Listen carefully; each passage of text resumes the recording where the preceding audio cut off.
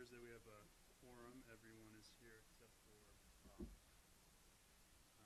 have a quorum that's 6 out of 7 commissioners. First item I'd like to do is quickly just introduce everyone. Start with Mary Beth, work our way down. Mary Beth Ray, ANC 3F3. I'm Maliki Nugent, ANC 3F06. Karen Perry, ANC 3F02 and Vice Chair. Sally Gresham, ANC 3F04. Manoli Priotakis, 3F05. I'd also like to say welcome to 3F05. You weren't here. Great. So first item is approval of our agenda. Are there any deletions or additions to the agenda? Karen? I would like to move up the liquor license for Lala Burris and Jawa here along with their attorney. That's fine. We'll do it after Garrison Street. Anything else to add or delete to this? I would like to see it, if possible, it's not Monday, What are you looking for? the break first. I haven't edited it yet. I'd like to delete it before we add it. We have, the reason being, it hasn't even been accepted yet for filing a public space. And the hearing is not going to be until the end of August or beginning of September, according to public space today. But why does that matter?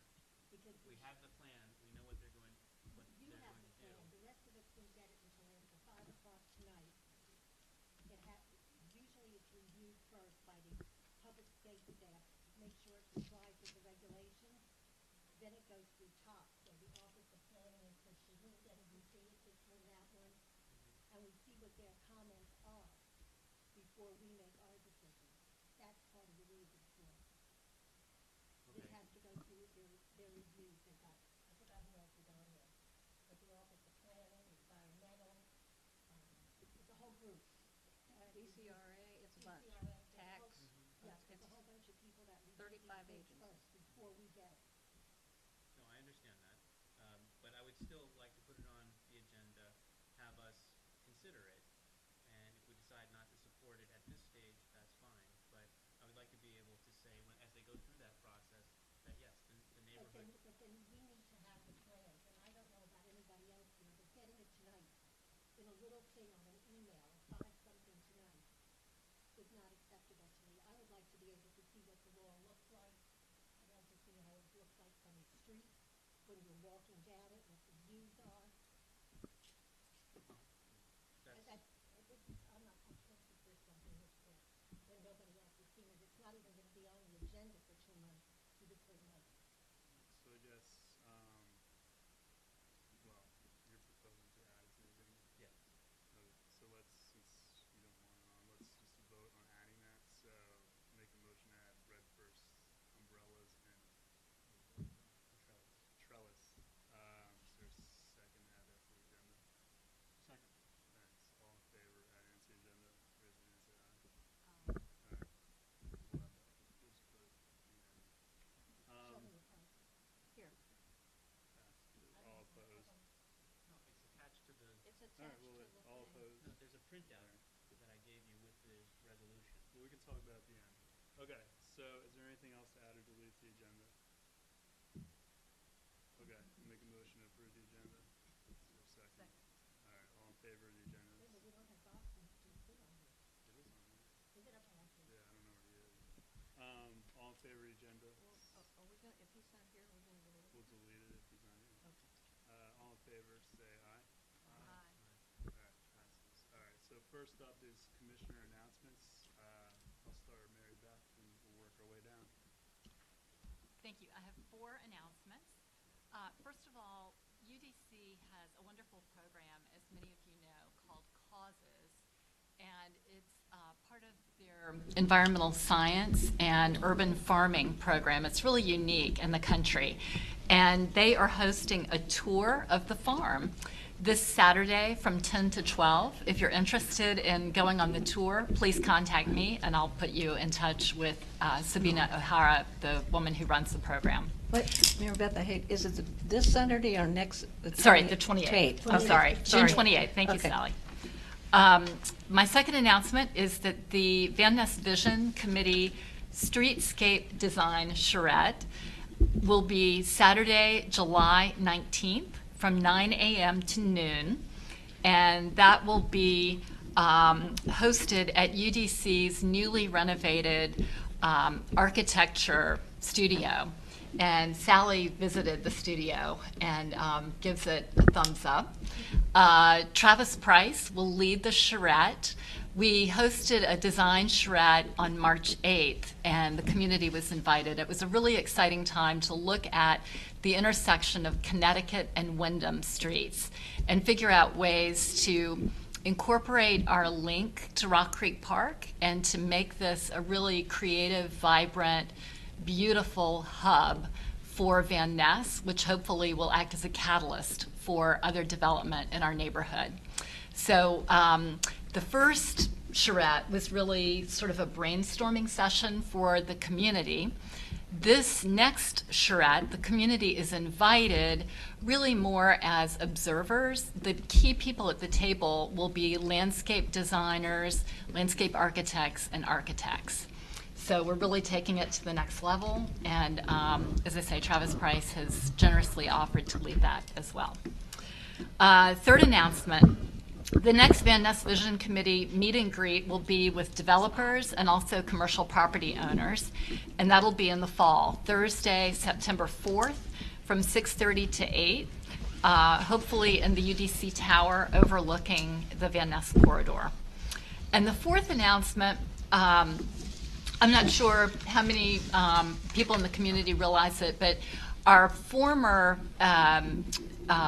urban planner assigned to Ward 3, Andrea Lamaro, has now shifted over to Ward 2, and so Ward 3 has a new urban planner, and his name is Ryan Hand. And he actually comes to us from the Council of Governments. And the reason that I mention that, I'm sure you'll be meeting him and hearing more about him in upcoming months.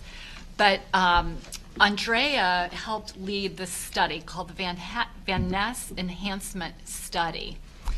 And so it was a study that was done a few years ago. I know some people in the room participated in that.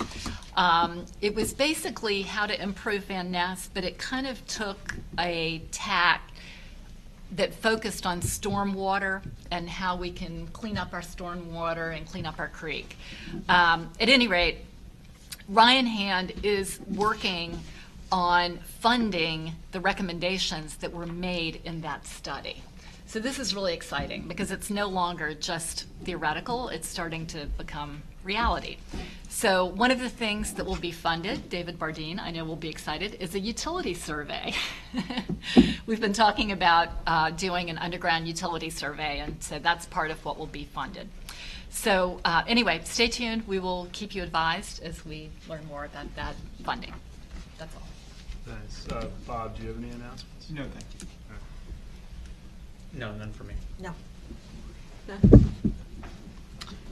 So on this Thursday from 6 to 8, the Deputy Mayor for Education is having a session at the Tacoma Educational Campus at 7010 Piney Branch on the updated proposal for school assignment policies and boundary assignments. And we're also tentatively going to have a session in this room next week, July 1st, so in 2 weeks, at 6 o'clock. I'll confirm that through the ANC 3F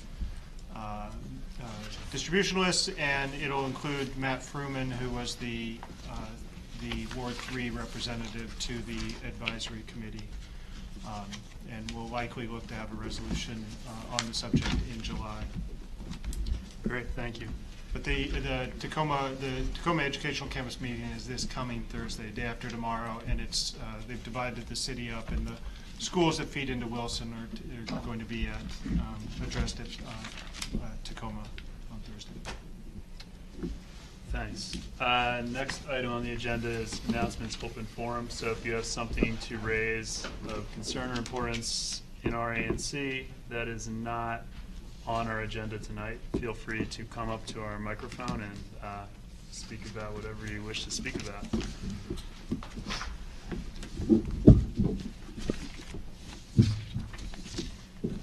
And introduce yourself. Yeah. So when you speak in the mic, it does not make noise. Okay. It goes to the internet. Okay.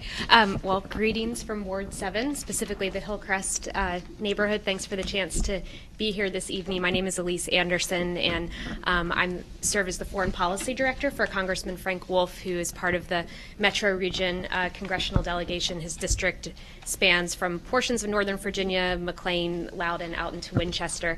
And I wanted to just bring the community up to speed on something that's been happening in Congress that may be of interest. Congressman Wolf serves as co-chair of the Tom Lantos Human Rights Commission, which is a bipartisan congressional commission named after the late Tom Lantos, who you may or may not know was the only Holocaust survivor to serve in Congress. And the commission is charged with bringing to light human rights abuses around the world wherever they may occur. And earlier this year, we convened a hearing focused on prisoners of conscience and had several family members of prisoners testify, and then some former prisoners of conscience themselves, including the famed Soviet dissident Nathan Sharansky. And in the course of his testimony, he submitted that back in the 80s, and this was before my time on Capitol Hill, but one of the Congress had taken action to rename the portion of the street in front of the Soviet embassy after Andrei Sakharov, the prominent Soviet dissident. And that helped elevate his case, and obviously gave great encouragement and hope to his family and to other dissidents in the Soviet Union. And this idea was kind of seized upon during the course of this congressional hearing. Mr. Sharansky mentioned that a similar action had been taken in front of the United Nations. There were Sharansky steps in front of the United Nations during the 80s. And so several members started talking about what could be done kind of in parallel in current times to advance the cause of human rights. And the idea was developed to possibly rename the section of the street in front of the Chinese embassy after Dr. Liu Xiaobo. Dr. Liu is currently in prison in China. He is a Nobel laureate. And back, I guess, at the end of May, so on the eve of the 25th anniversary of Tiananmen Square, the brutal crackdown by the Chinese government on pro-democracy protesters, in which Dr. Liu was involved, but that was really only the start of his pro-democracy activity. He was imprisoned at the time and then ultimately released, and in the subsequent decades kind of championed human rights and religious freedom and democratic reform within China. He authored Charter 08, which was kind of a democratic manifesto that several prominent Chinese dissidents and intellectuals signed on to. And for his role with Charter 08, he was imprisoned in 2009 for inciting subversion and has been languishing behind bars ever since. The Nobel Prize Committee awarded him the Peace Prize in 2010. It was given to an empty chair. His wife was not allowed to leave the country to receive it on his behalf, and she's continued herself to be under house arrest in the years that have followed.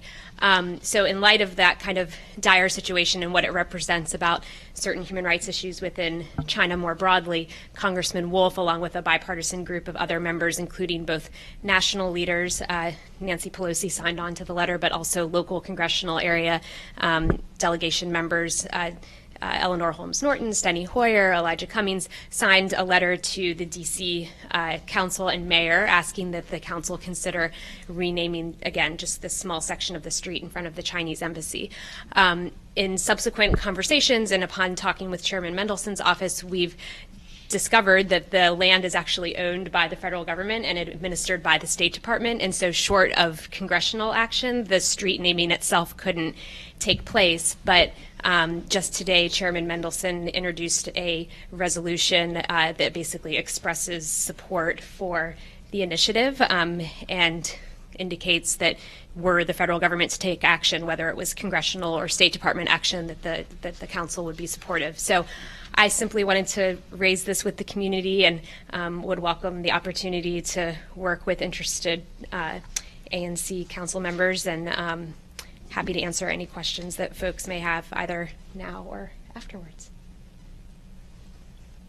Any questions? interesting idea. I think we'll figure out, if we'll maybe talk to it in a future meeting. Sure. But I know you've emailed us and appreciate the info, so we'll be in touch. Okay, thank you. Thanks. Next up.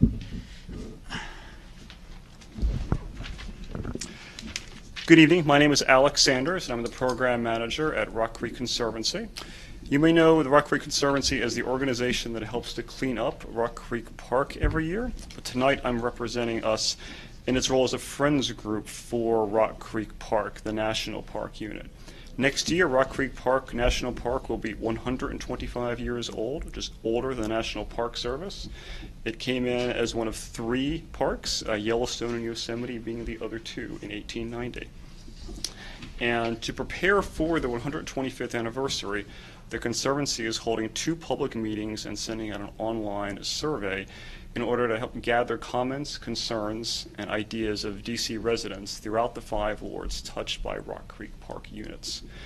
Participants can stay 3 hours or 15 minutes, and we're looking forward to gathering ideas on a few different topics, including trails and access, programs and recreation, the various historic buildings and gardens, the fort parks, and the environmental health of the park.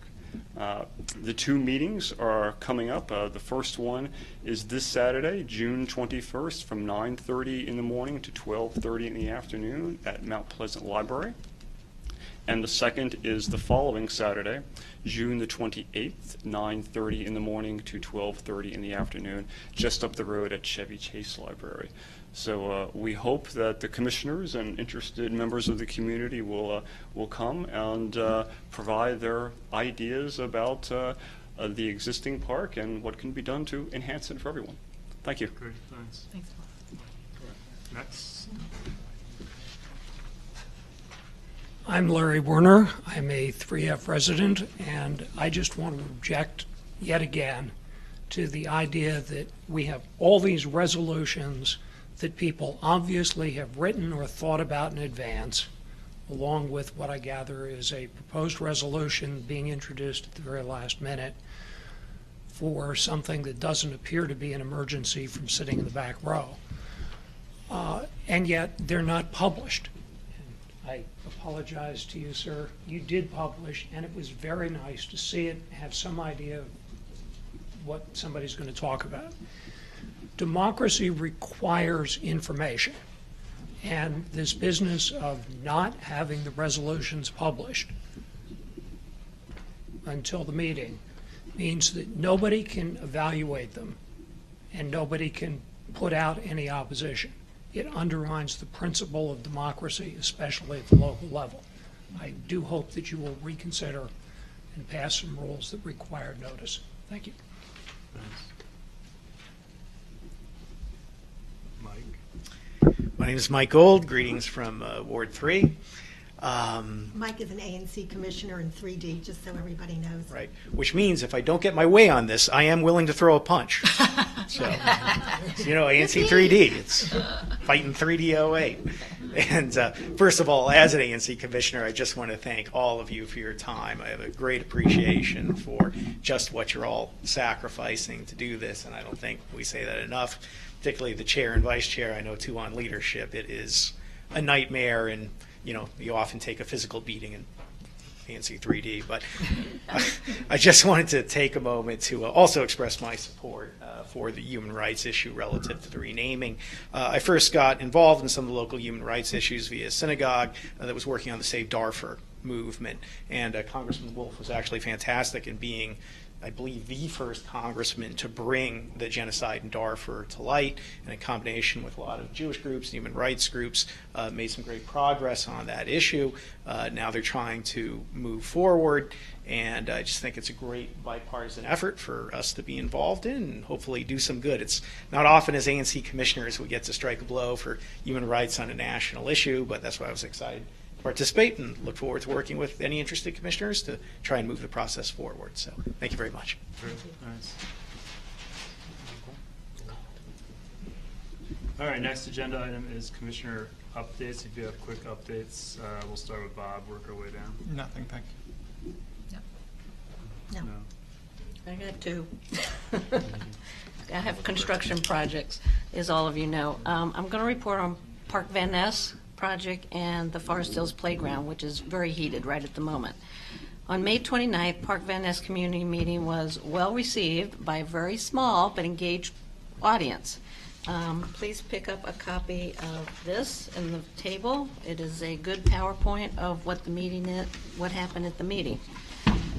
Richard Houghton, VP of Construction, and Jason Elliott, Clark Superintendent, reported that construction was going well, but because of the harsh winter months, the raise phase would not be completed until August the 1st. So we will hear the HORAM just a little bit longer. The next construction phase will be the concrete work, which is in the PowerPoint, is being done in 2 time intervals. The first interval is from now, June 1st to November 1st, and that's when they're starting to pour the concrete in the big hole. From roughly November to May 15th, they will be, the concrete will come up to street level around the end of the year, and then from the end of the year to roughly end of May, they will be doing topping out of the concrete structure of the building. The main thing that people seem to be interested in is the sidewalk closure. And as you know, there's a 40-foot hole there still. They showed how this construction would be done, and DDOT has approved their next transportation control plan. It's called a CTP. They only do them for 6 months because of hidden problems on different sites. With the current hole and to the curb line, and with the concrete construction coming to street level, roughly at the end of the year, there's going to be a sidewalk closure. The main reason this is done is for pedestrian safety and feasibility along the frontage. The biggest thing in the meeting, there were 3 additions to the traffic control plan that impact pedestrians, mentioned by Matthew McCoo, who has been a very good advocate for this project and for getting things done within our ANC for pedestrian safety. The crosswalk markings at Yuma will be removed. They're going to grind those out.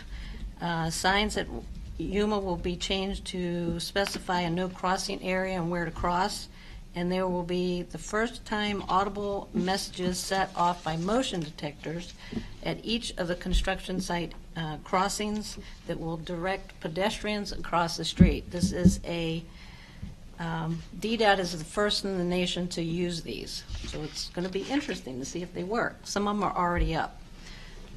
Richard Holton of Saul reported that the anticipated work for the month of July will be continued excavation, demolition of footings, continued sheeting and shoring, and then they will start the concrete activities. With respect to the pedestrian safety, Richard reported that Saul and Clark are implementing the pedestrian safety measures as outlined by DDOT. They have upgraded the signage at Yuma, and they are in the process of installing the motion sensor speaker devices and removing the Yuma crosswalks. Matt Marcoux reported yesterday to myself that DDOT's TOA division, that's the traffic control operation division, will be doing the following pedestrian safety improvements at Connecticut and Albemarle, which we've gotten a lot of complaints about. They will be increasing the pedestrian clearance time by deleting 4 seconds off the yellow traffic signal. It gives more people more time to get across the street. And then they will increase the lead pedestrian interval signal from 3 to 5 seconds. And they're assuring us that this will help. We will see. So it's good news, but we'll see how it goes. On the Forest Hills Playground. Can I ask questions on the other one first? Sure. How is the changing of the Albemarle Street going to affect Van Ness Street, Connecticut and Van Ness? Because that's always a backup at rush hour, morning and night. I mean, changing the timing in Albemarle Yes. is going to have a backlog on Van Ness too. Yes, and Van Ness already has the LPI. Yes, but I'm just saying And traffic-wise. it doesn't have the deletion of the No.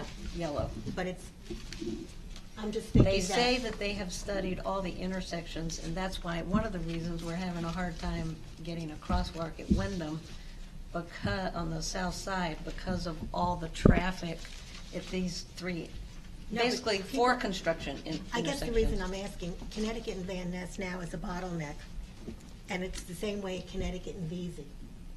Mhm. And giving more time at Albemarle Street is gonna back up those two intersections even more, the way I'm looking at it. Maybe. Maybe. I mean, I think it's also going to back up the Albemarle line. The whole going string, but usually east and west. usually once you get through Van Ness and Vesey, it opens up a little. Yeah. Yeah. Well, I mean, the we problem is raised there's. concerns about it, Right. and I think we're just going to have to wait and see. Yeah, and I'm just, go back to I'm just them. raising it because Yeah, I think it I needs know. to really be looked at, and I I know know. you use it in the morning. Yeah. Well, a lot of people complain more about the pedestrians not being able to cross because so many more are crossing from the east side to the west side, especially in the morning, not so much in the evening. The Evenings are traffic always count different. is a little less, well, actually a lot less in the Because evening. people vary their hours at Right, night. because Well, they come at different times. And there's so many people with the Right. strollers and the little kids. Yeah, You know, I going mean, I to the think school. potential Yes, danger but is greater. they say they've done the study. They did take the study from Saul. Saul did a traffic control study. saw. And they did, DDOT did come back and say that they would not do the left-hand turn from Albemarle going southbound, especially in the morning, because they say for that reason, there'll be more backup. So I think they're implementing, the way I understand it, they're trying to implement small steps to see what happens. Good luck. Okay, anything else? Okay. All right, Forest Hills Playground. On June the 4th, Forest Hills Playground had a pre-construction meeting with DPR, the community, and the construction team. There are copies at the front table on the new plan that was shown, the conceptual plan, and also what is the update for June. I won't go into all that. I will talk about the plan, though. Sharon Bradley, along with CADCon, who is the construction company, they hired her. She is a consultant to them. She has done quite a few playgrounds within the city and is well known for site design. Sharon's plan, the new plan, is based on the past Trust for Public Land plan that we all have seen, and the design consultants, programming, schematic design, and also a lot of community input with several improvements. The main pathway will have 5 adult fitness equipment stations across the enclosed playground area at Chesapeake Street, and in place of the existing shelter that's there now, there will be 3 large, nice-looking metal picnic tables on a permeable paver surface with the adjoining amphitheater built into the natural contours of the land. This is important because we're trying to use the existing land and not doing a lot of demo. 2 rain gardens will be installed at the existing tennis courts at Brandywine Street entrance beside a new half-court basketball area.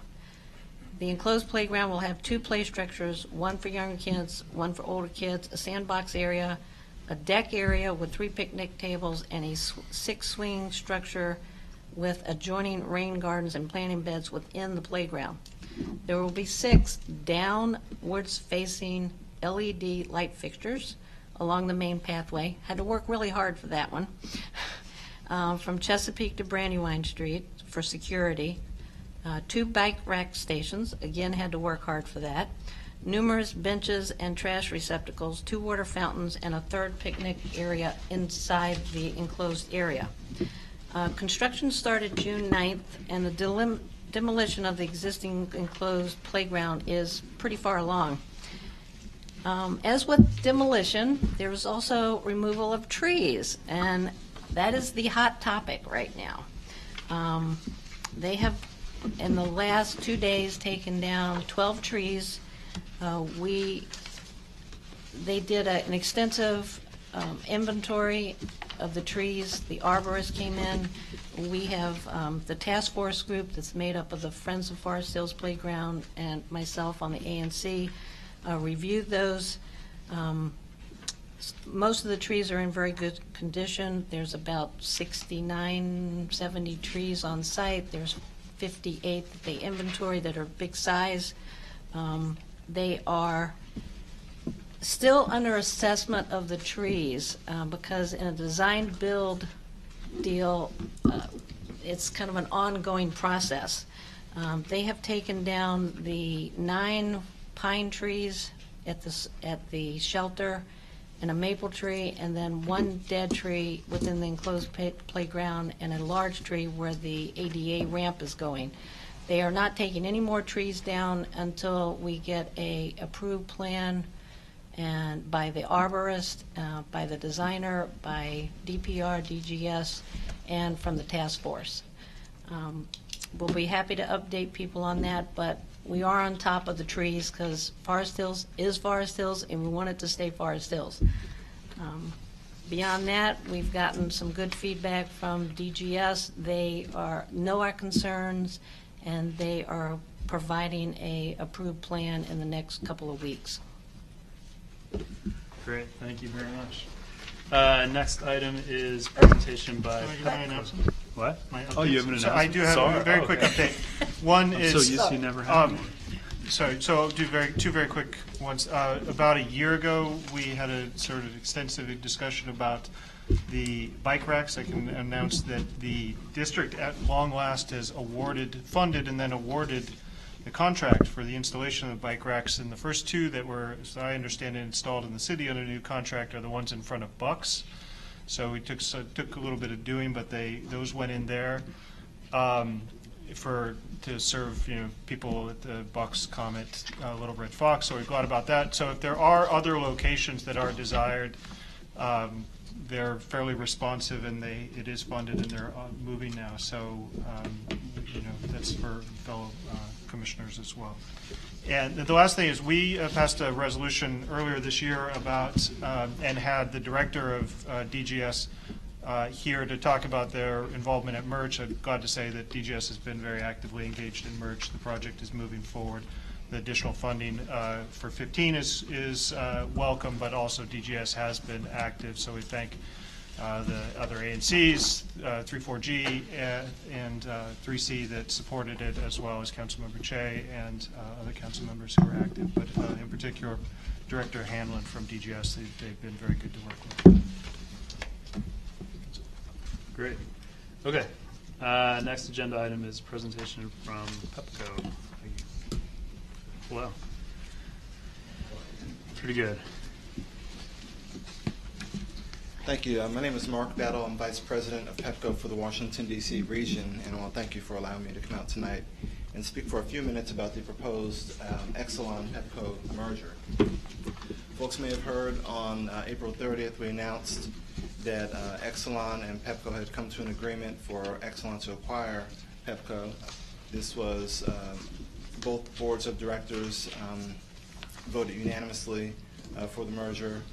And what the benefit to the companies is, at least for the utility holdings of the companies, is that Pepco Holdings, 3 utilities, which are Pepco, which operates in Washington, D.C. and Maryland, Delmarva Power and Light, which operates in Maryland and Delaware, and Atlantic City Electric, which is Atlantic City, New Jersey, will form a nearly contiguous large mid-Atlantic utility with Baltimore Gas and Electric, which is owned by Exelon, PECO, which is owned by Exelon and serves the Philadelphia area, as well as ComEd.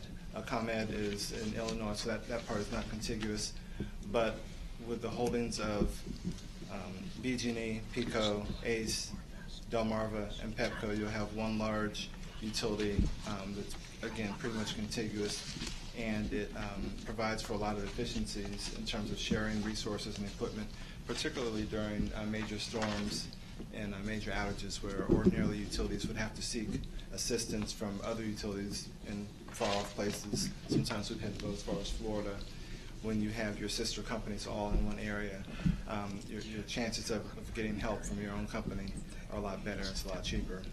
So there's a pretty lengthy regulatory process that has begun. We'll be filing for approval of the merger with the Washington, D.C. Public Service Commission very soon. We'll be making other filings throughout the summer.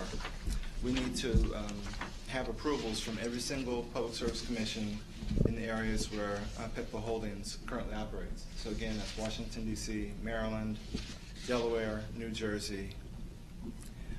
We also have to file with the federal government, with the Department of Justice, and we've also filed with FERC. We filed with FERC about 2 weeks ago. So we expect it'll be about a 12 to 15-month process for all of the approvals, assuming that the approvals do go through. Now, in Washington, D.C., I'll speak to D.C. specifically because that's our jurisdiction. In order for the commission to approve of a change of control of a public utility, there has to be a demonstrated public benefit. It can't just be a no harm to the public, it has to be an actual benefit. And so what Exelon and Petco are proposing from the outset is a $100 million fund that's created by Exelon, which will be distributed among the public service commissions in the areas in which Petco Holdings currently operates. These commissions will be able to use this $100 million to issue bill credits, low-income assistance, energy efficiency, whatever kind of rational purpose that the commissions deem fit. And that decision will likely be made through the regulatory process before each of those commissions. So there's a financial benefit that has been offered from the outset of $100 million. For Washington, D.C., that represents about $14 million because Washington, D.C. has about 14% of the customers within all of Petco Holdings' existing service territories. The second very tangible benefit that we're proposing is increase in reliability. Currently, there are reliability standards that are mandated by D.C. law and enforced by the D.C. Public Service Commission. Those standards measure the frequency and duration of outages. Petco is currently meeting the existing standards, but then the standards increase every year. By current law, they increase every year through the year 2020.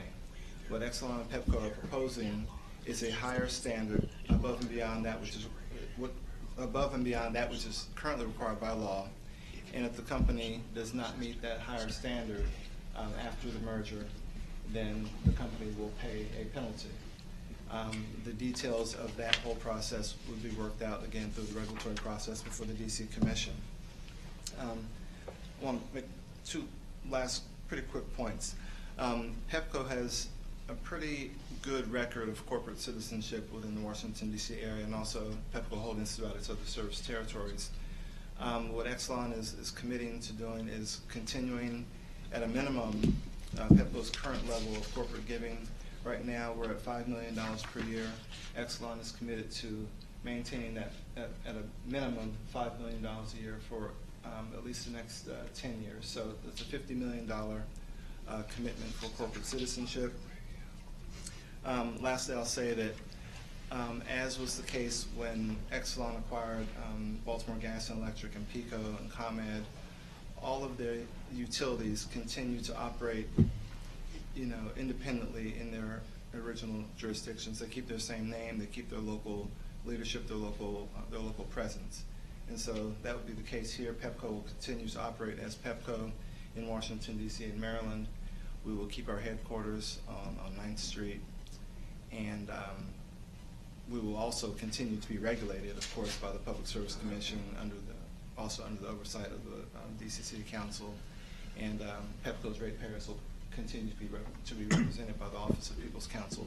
None of that changes by virtue of the proposed merger, because there's nothing about the merger that expands or widens the scope of Petco. It simply widens the scope of Exelon. So with that, I think I'll stop, and I'll be happy to take any questions from you guys. I have two random, not merger-related questions that someone emailed me, but they had a question. So tree pruning is a big thing around here because we have lots of trees. Yes. How do you tell people that's going to occur, or does it just occur? Like, do you notify anyone? We do notify.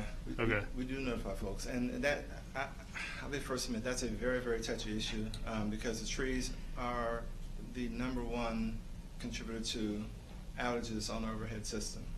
And I should mention, I'm glad you mentioned that, because what I actually forgot to note was that our undergrounding plan, which is, we actually filed our application for undergrounding today. We're going to be undergrounding a great number of overhead power lines in wards 3, 4, 5, 7, and 8. It's a public-private partnership with the city. $500 million contributed by PEPCO, $500 million by the city. We're doing that because of the tree issues in wards like this and other outlying wards. It's a tough issue. We do give notice, but it's, people love, the tree coverage, but it wreaks havoc on our power lines as well. So we do our best.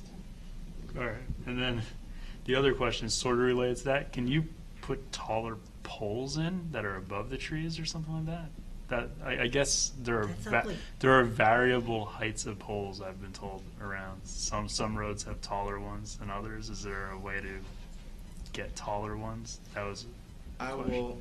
I'm going to have to defer to our engineers on Okay. that one. If it were that simple that they could just put the poles way, way, way up there, I'm sure they would have done that. So I'm not sure about the engineering why that, there's got to be a limit to how tall the poles can go. I'm sure there's some regulations on that as well. But if I shoot you an email, I assume you can. That's a very interesting question. I'd be happy to look into that. All right, cool. Thanks. I appreciate that. We're getting quite a few new poles in the area, Right. and they're higher than the old poles. Yes. So I think that's why he's asking Right, but that was the I question. just know there has to be a limit. Yeah. You can't just. No, There I- is a height restriction. Mr. Right. Battle, I have a question. So, I have a hold que- on. Let's orderly do it. Okay. So let's just start with Manoli down. Do you have any questions? Well, actually, I was going to ask a tree pruning question also. You all do hire a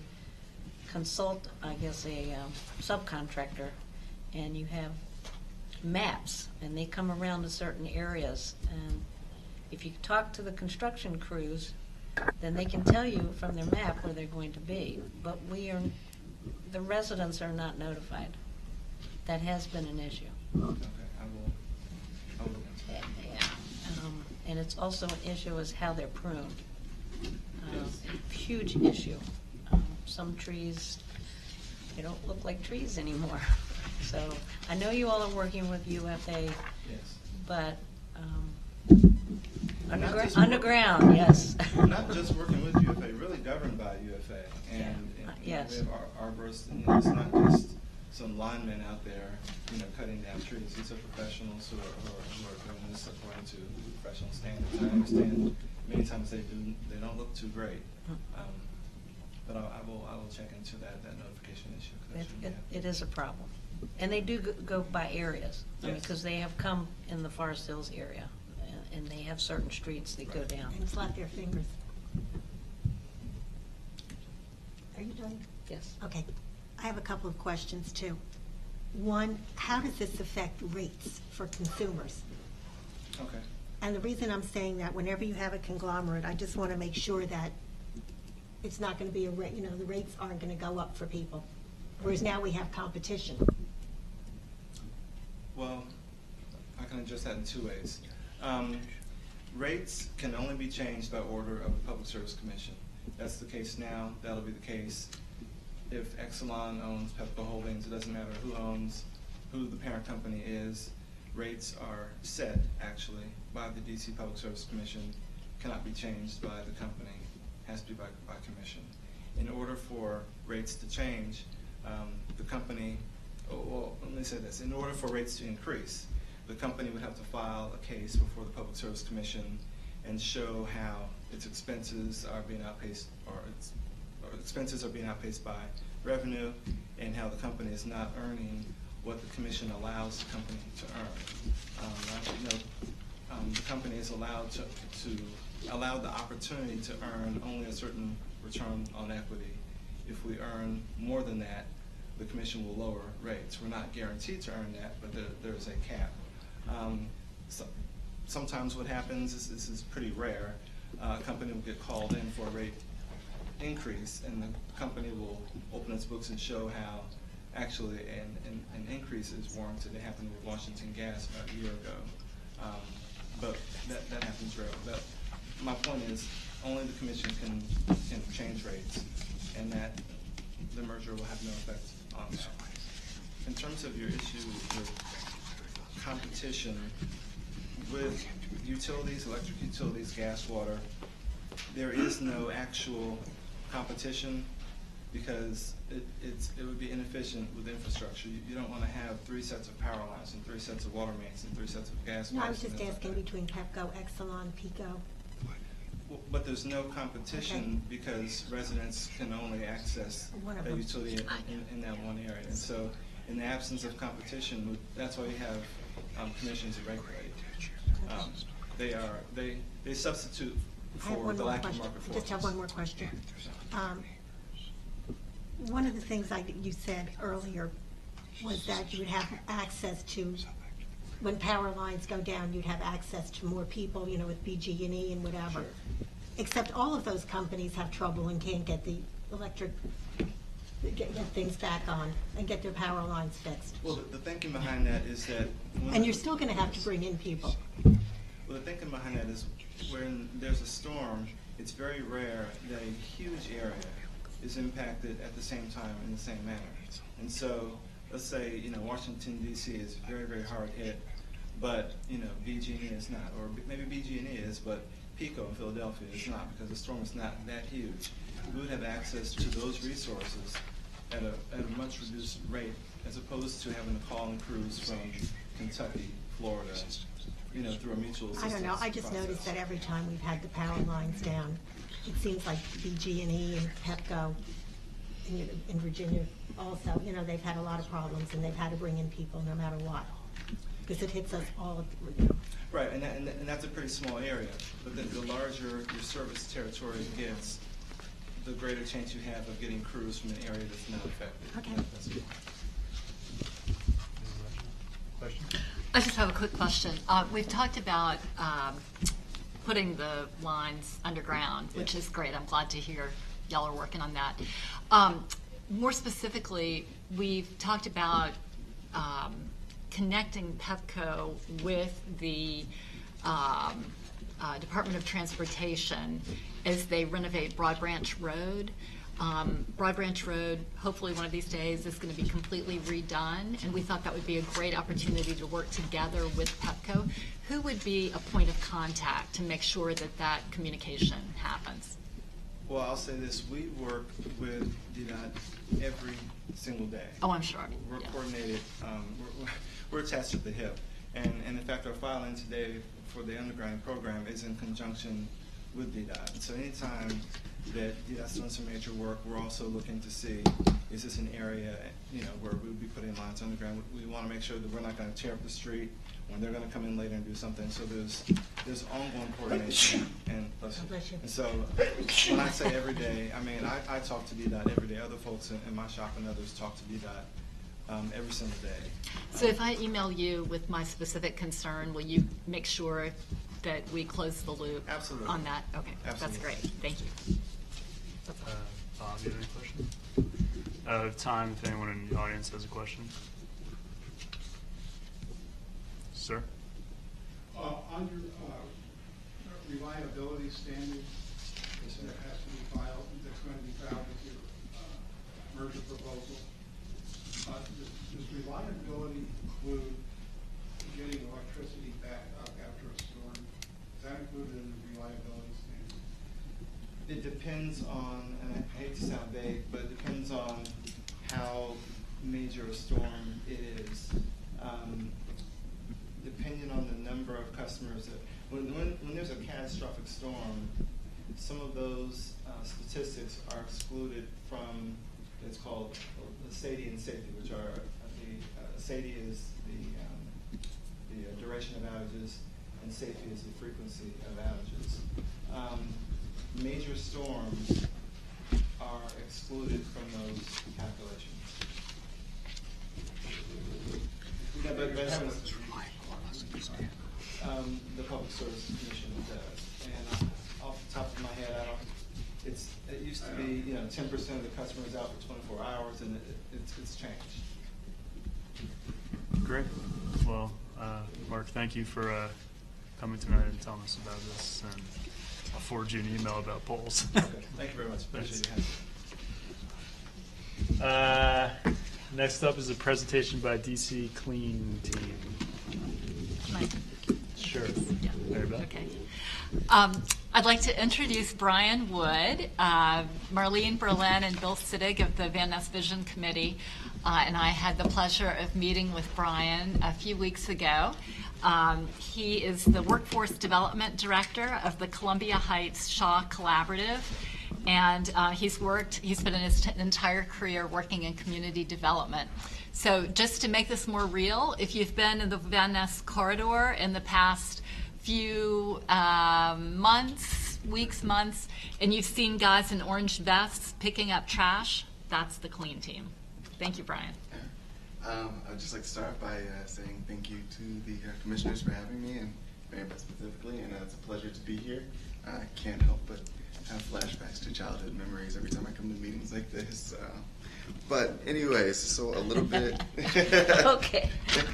My mom was on all sorts of city boards and so forth. So just a little bit about the Clean Team and the collaborative that they're a part of.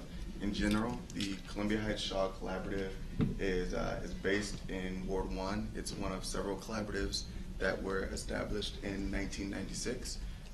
Its mission was really to bring together and empower families by giving them the resources they need and then allowing them to create and dictate their futures. And a part of that mission has been the workforce development component. And in 2006, the collaborative began taking on various clean teams throughout the city. Currently, we have 4 clean teams. There are 18 total throughout the district.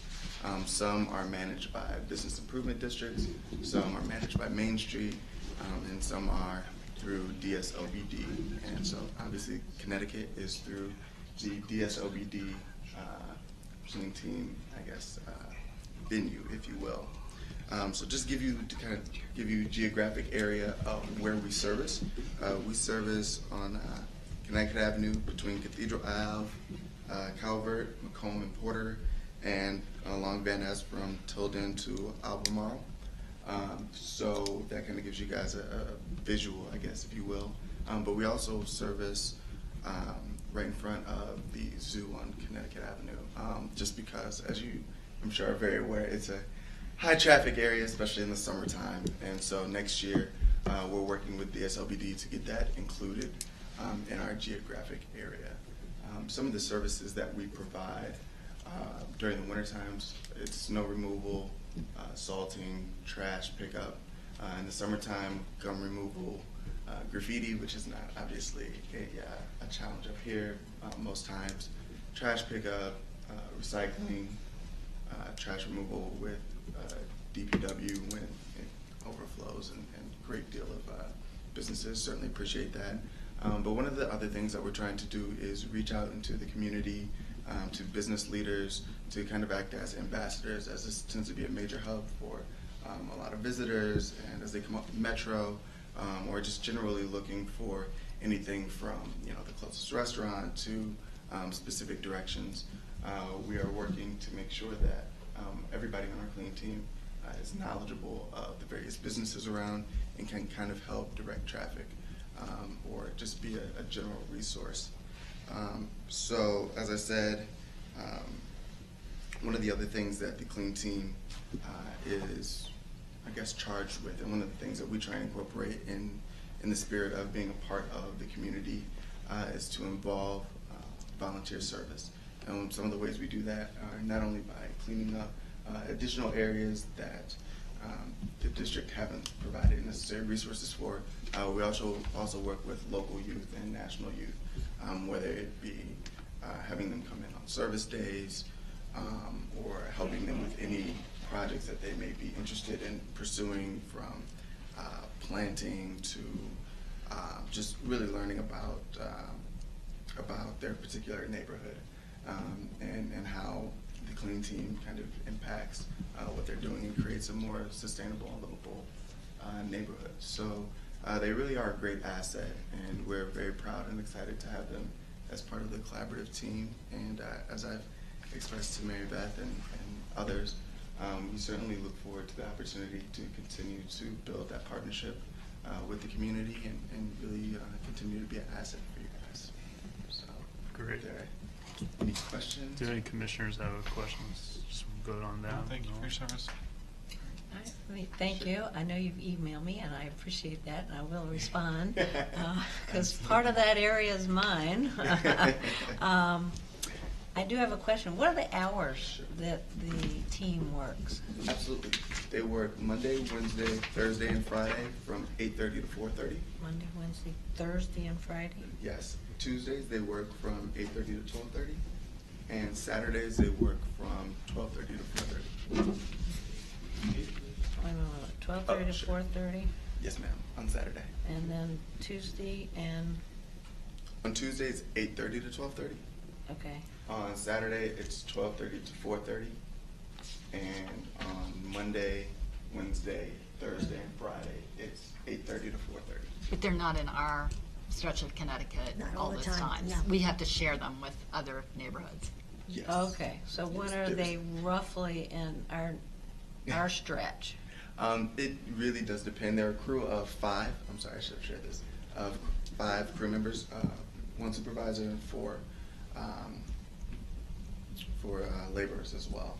And so really what we try and do is identify areas that we know are hardest hit, like sometimes during the Sunday when we're not working, identify areas that we know on Monday we really need to get to.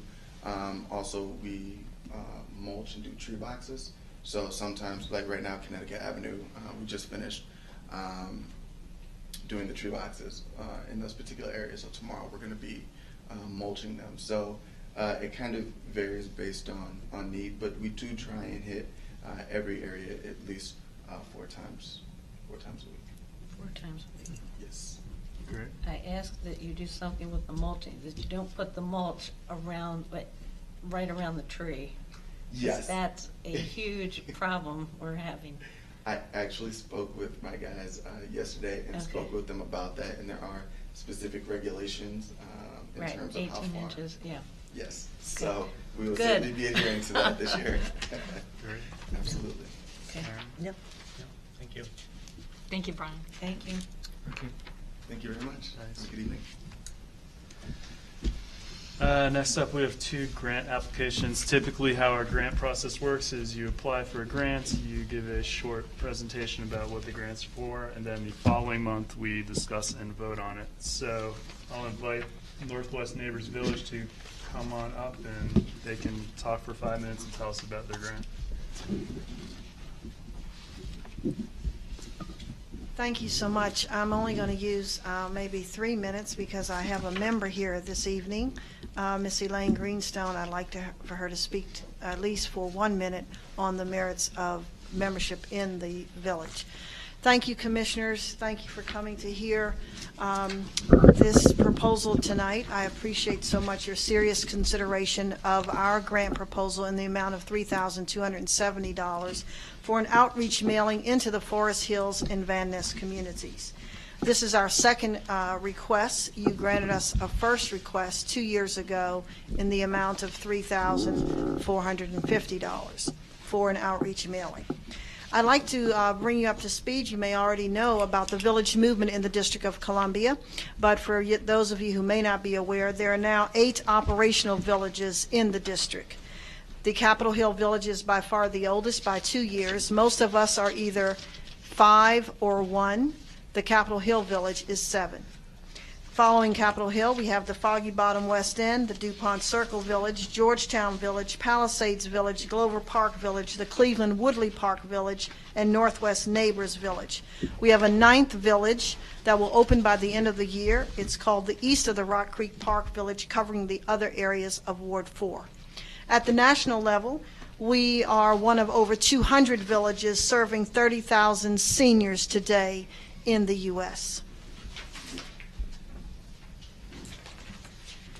We are neighbors. All villages are neighbors helping neighbors. We offer services based on the capacity of our volunteers. Most of our volunteers are retired, and they work for us and help us on weekdays. We do have volunteers that are working, and they help us on the weekends when we put out a request for any weekend services. Our first volunteers, I think it's important to note that they were active and engaged community members who built the village through their relationships and their connections in the community. We consider volunteers a major resource in our community. They offer the labor to increase the other resources of the community and support what we consider to be a naturally occurring phenomena of older residents wanting to stay here as they grow older. How are we doing? Getting to the heart of the matter. We just celebrated our 5th birthday in March. We opened up with 22 members, 31 volunteers. Today we have 226 members. There are 23 members who are residents of the Forest Hill and Van Ness communities. We believe we can increase that exponentially with an outreach mailing. When we opened our doors, we were not even sophisticated enough except to document by hand what our service requests were. In 2010, to give you an example, we performed 422 services over a 12-month period. Our volunteers, we estimate, gave 1,050 donated hours of time.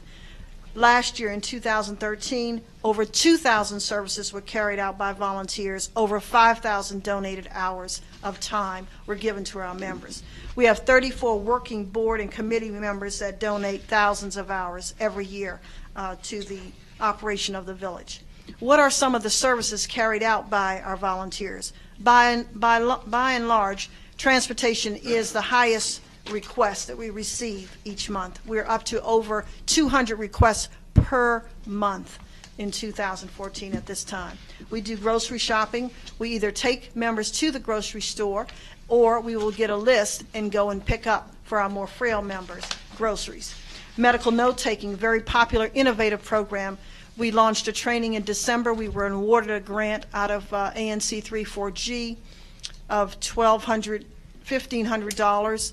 We built what we think is an award-winning curriculum along with Iona, and we just held our first training in December, and we now offer on a continuing basis medical note-taking to document the communication transactions in medical appointments for our members.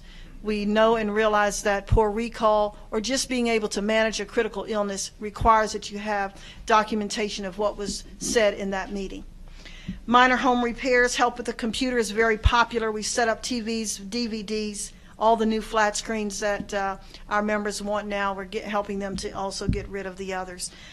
Plant mail tending, light yard work. Last week, I'm proud to say we had over 130 volunteers working for us for 3 days from Fannie Mae who gave their workers time off to help in the community. 130 of those volunteers chose to work with our members. We helped 36 households with painting, with yard work, clipping, weeding, knees and weeds, bagging, mulching, minor home repairs on the outside, and window washing. Friendly visits, check-in phone calls. Just today at 4:15, I received a call from a volunteer who was concerned about a member whose line was busy for more than 2 hours. He lived in an apartment building, and I was able to call the management right away, who dispatched a person and found that he had been on the floor and not able to get any help for himself, and he was then transported by ambulance. This is a rare occasion, but it is important to note that for some people who live alone, the village is really crucial. Referrals to preferred providers. We have members who recommend senior-friendly vendors. We don't vet any particular vendors except when members tell us that they have been helpful. They offered them a good price. They were senior-friendly. They were dependable and reliable, and they were who they said they were, and they did what they said they could do, and we rely on that to share with other members. How do we stay connected? We have social events, supper salons, movies, luncheons, book club, men's groups, seminars, dinners and parties at the holidays and other times, museum trips, road trips, gentle yoga class on Mondays opened up to all the donors, volunteers, and members of our community, picnics, board games, and friendly visits with village buddies. We have a monthly newsletter. Hopefully you're on our newsletter mailing list, which features community issues, members, backgrounds on members, volunteers, our travels, and we have a wonderful calendar of community events. We also feature your meeting on our community event, and that goes out to over 1,200 people every week.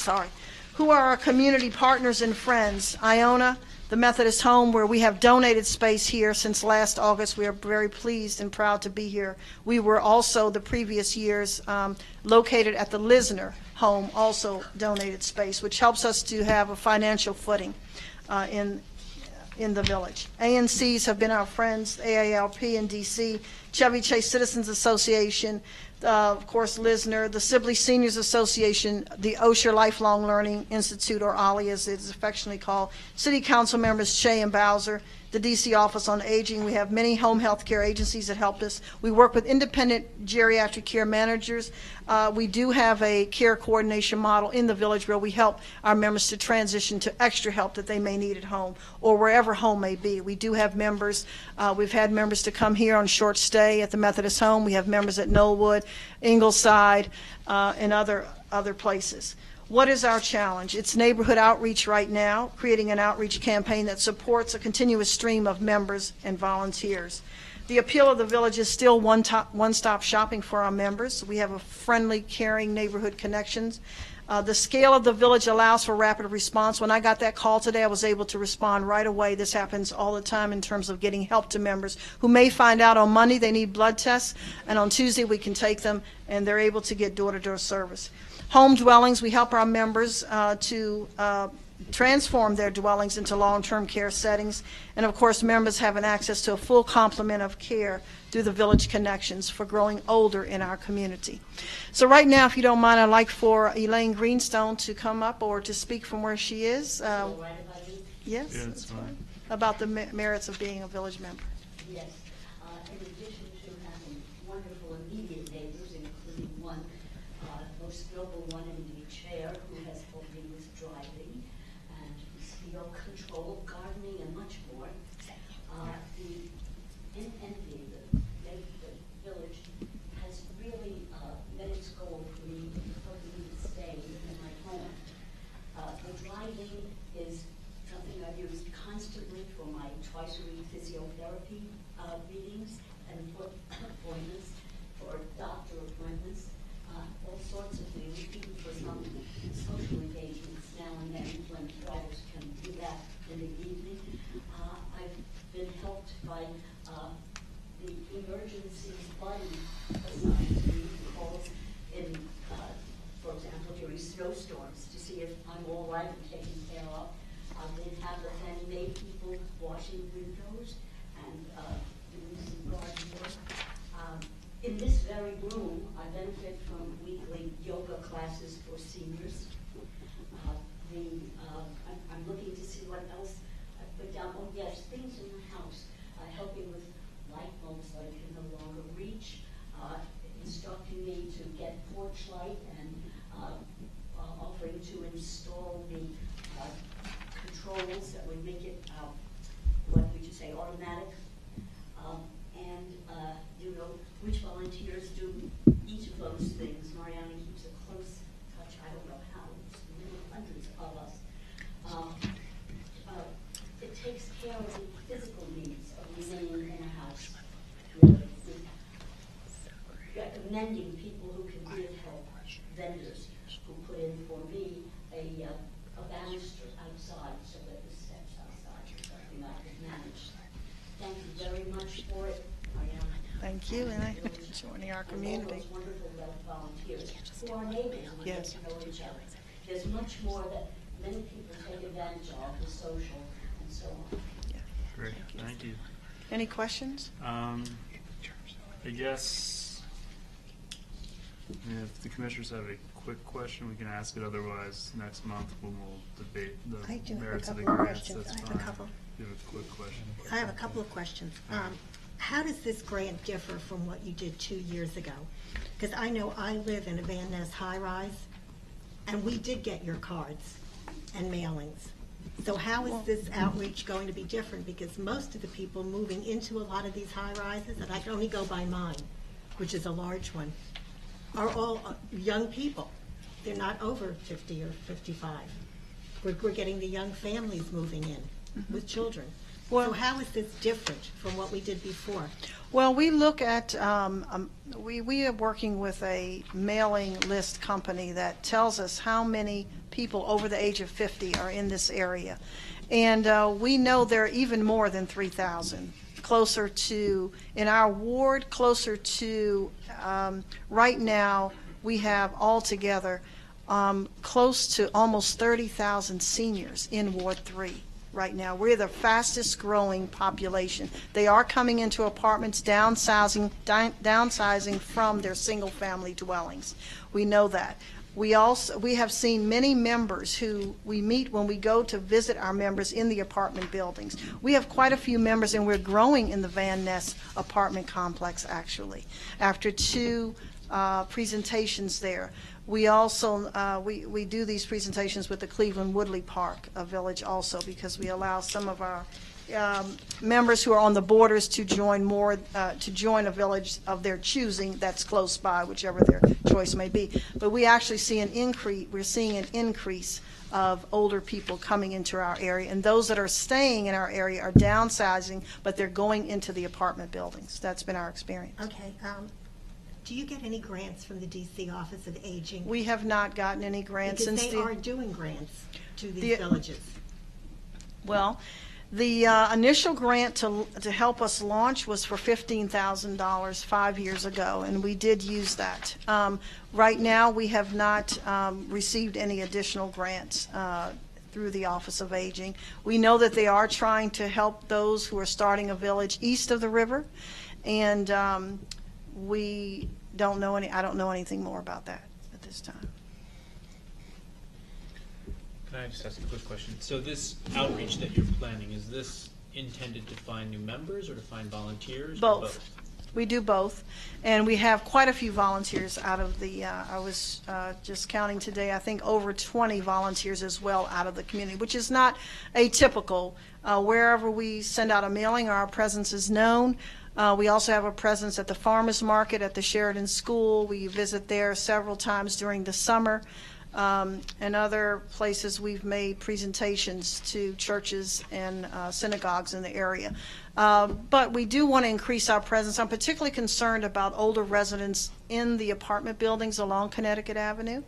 And the reason is because of the members that we do have, they are alerting us to people that they think should know more about the village. And we think that every couple of years, we do want to go out with mailings. Our expenses in the village are only going to, our income is only going to cover a little less than 50% of our expenses. We expect that we will always need grants, and we will always need to raise money from individual donations. I think it's fantastic what you're doing, and I wish my mom had had access to something like this. So I fully support what you're doing, and I think you would have to do a mailing every few years. You can't just do one mailing and then let that, be it. You've got to go out, and I mean, it's your marketing campaign, and I don't know how else you would reach prospective members, and maybe somebody didn't need help 2 or 3 years ago, and now they need help, or somebody has more time to volunteer. So I think it's great, and I fully support you. Thank you for what you're doing. All right, thank you. Any questions? Oh, I have a question. Oh, well, sure. Hi, Bob. Comment, really. I don't see this as any different than what we did 2 years ago. I see this as operational expense, so I'm going to ask the DC auditor who approves our budget as to whether this is an appropriate grant or not. Okay, true. But I have my doubts based on a recent grant that was not approved. Okay. Okay.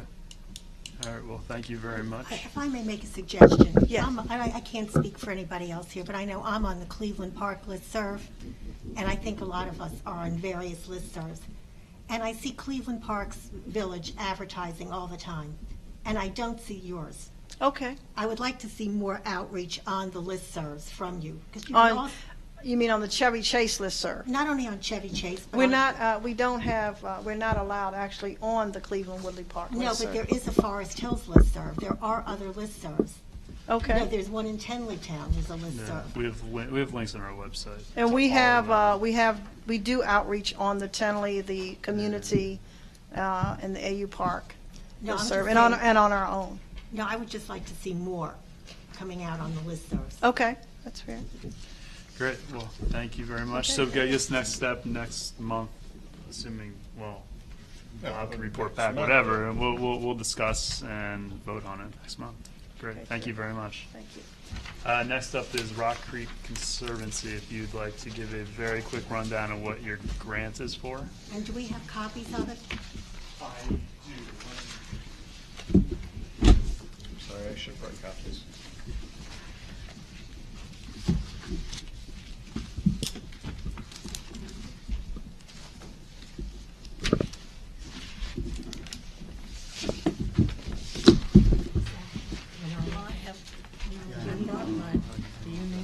Adam?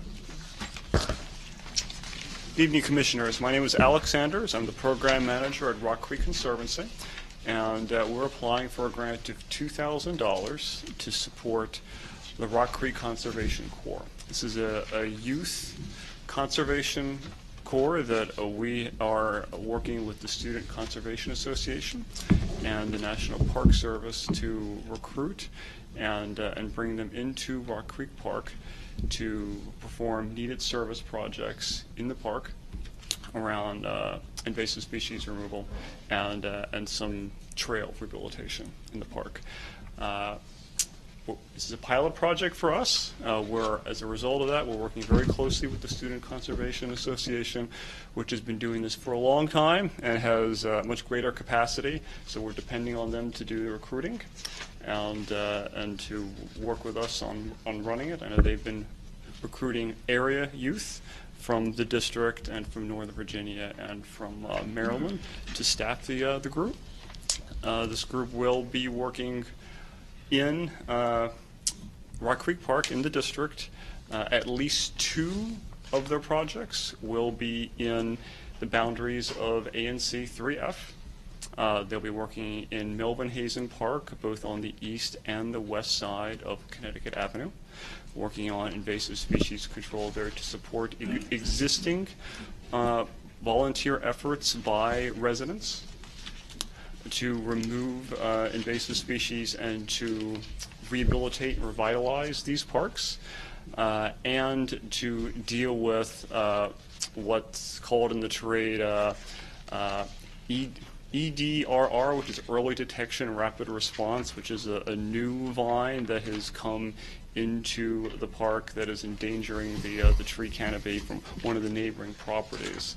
And they're going to be working on removing that, and we're working with that property to have them deal with it on their side of the fence. The grant will support a small part of the expenses for the Corps. Rock Creek Conservancy, the Student Conservation Association, several private funders, and hopefully some corporations and foundations will be also contributing to the cost of this. We're asking for the $2,000 to help defray the costs of equipment and clothing for the crew and for some of their transportation costs. Great. Thank you. And do any commissioners have a quick question? I do. Yes. Well, first of all, I think this is, I applaud you for applying, and I would be supporting the grant application. And I think it's well put that it's a contained project specific to a targeted, specific to an issue that is being addressed with a contained timeline. I think it should be approved under any circumstance, regardless of sort of absurd standards that the DC auditor is apparently applying to projects now, to grant applications, and I will be supporting. I have no questions. Anyone have a question? I do. Is it a question? I want to say thank you, too. You all do a lot of work that we desperately need in the park. It's my pleasure, and we're hoping that this is a pilot project for us. At the end of this, we're going to undertake a rigorous and thorough assessment to see whether this has been successful for us and our partners. I'm hoping that it will be, that we'll be able to do it again next year and possibly expand it, and maybe expand it into Soapstone. Great. Do you have a question? I do. I have a Okay. couple of questions. Okay. One of our guidelines, this to me is very vague. I mean, I don't know what uniforms for how many people, transportation from where to where. Some of this work, as you said, is not in our ANC. And one of our guidelines basically does say, and it's in our grant guidelines, that we shouldn't be the only funding ANC when, No, that's not what it says. yes, it does. No, it says only source of funding. Funding. No, one of our guidelines basically says that some of this work is going to be done in other ANCs, not ours. Why should we be funding the whole thing and not some of the other ANCs? Well, I To can't. me, this is very vague, and I'm not sure this would pass muster with the Attorney General. Under timetable, everything there is within 3F. No, it isn't, because I read it when it first came out. Under timetable, where are you looking? The timetable's not in here. Well, there's our map, so show us on the map where, I'd be Page 2. happy. You said 2 of the 5 projects. let's do it. Let's do the map. So,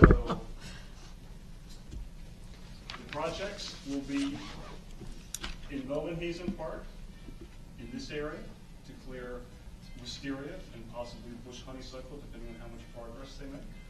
They'll be working along the boundary on the north side of Mohenhazen to remove 5-leaf achibia, which is the vine that has been newly detected in the park. Those are the first 2 projects. Those are the highest priority projects.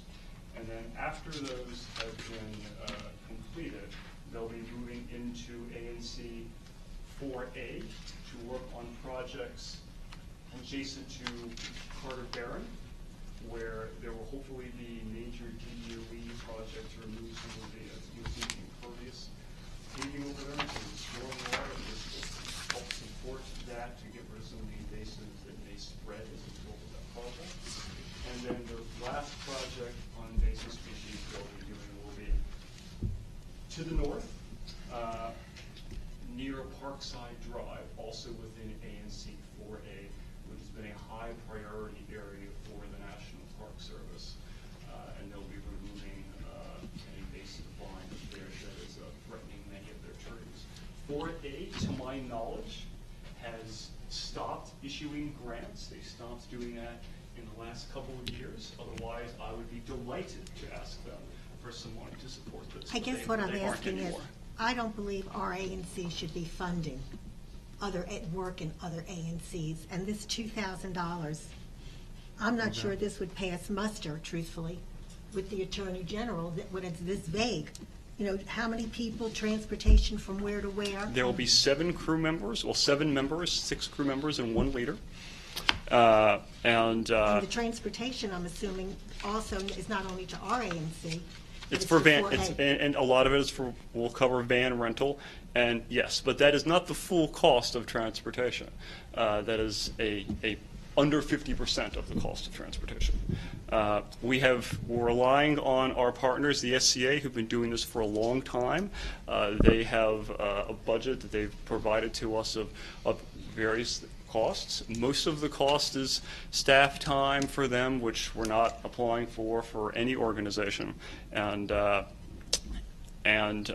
good portion of it is for wages for the crew members. They are paid for their work, but we're only asking to defray some of the expenses.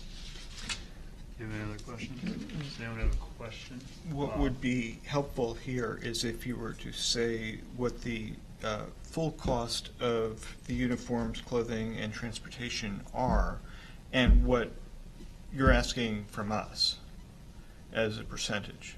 Okay. That would help, because this just, to me, is, That way we can say that we are covering those expenses within 3F and not the full expense, which includes projects outside. Sure. I don't know how that would work with uniforms and equipment, since they wouldn't be buying separate uniforms and But by a equipment for work. percentage, we can say we're paying for the. 40% of the cost. So Yes. we're doing 2 out of 5. If 2 out of the 5 projects are in 3F, we could do 40% of the cost of the uniform. Because something that like would clear this up. This is just Right. too vague. Okay, I'd be happy to make those adjustments and send it on to you. That'll change somewhat the number for the equipment and uniforms. That'll reduce that. The amount for transportation will be largely the same because it's already under 50% of the total cost. Well, you know, you don't even have equipment in here. All you have here is uniforms and clothing. I think I must have omitted, I think it is in the text, but. Because we would need that figure in here also then. Okay. So that would likely drive up the total. No, No, I'm that not will bring it down, because. It's okay if it drives yeah. up the total. Alex, you guys have done great work. The Conservation Corps and Rock Creek Conservancy have done some wonderful things in Soapstone. Is it possible to actually increase your request and include Soapstone in the grant request? The projects have already been selected in consultation with the Park Service. We've already done the site visits. So for this year, I'm afraid not. But we are hopeful that this will be successful, and the Park Service will view it as successful as well, and that in future years we'll be able to continue it and possibly expand it to cover work in Soapstone. But we've had a lot of conversations with the Park Service about what their priorities were, and you know, what we could feasibly do within the time allocated for this. We want this to be successful for the crew members, for the youth as well, and one way you do that is by defining the projects very carefully so that they feel like they've made a difference. And some places are tougher to do that because the problem is so huge. But we very hopeful that this will be successful and we'll be able to expand it into Soapstone in subsequent years. Two questions. Well, the first is more of a statement. I don't think that there's any problem with covering the wages for the people that you're bringing in for these specific projects. So we can pay for some of that, I believe, because it's a specific project. It's not ongoing expenses. I thought that was considered operational. But it's not operational. It's for the specific project. I think we need to really get clarification, because I think there's two different rulings. We can certainly cover this if it's 40% of the total cost. The real question I have is, what is ancestral knowledge? I know, of course, Casey Trees and the other. They're a nonprofit group that does environmental education. They focus on things like primitive skills, learning how to track, learning how to identify plants and animals, and such. And we will be working with them for the environmental education aspect of this. This is something that is usually done with SCA. Their crews work 4 days on, 1 day off during the week, and that day is usually spent on things like field trips and such. But we thought that instead we would devote it to environmental education within the park.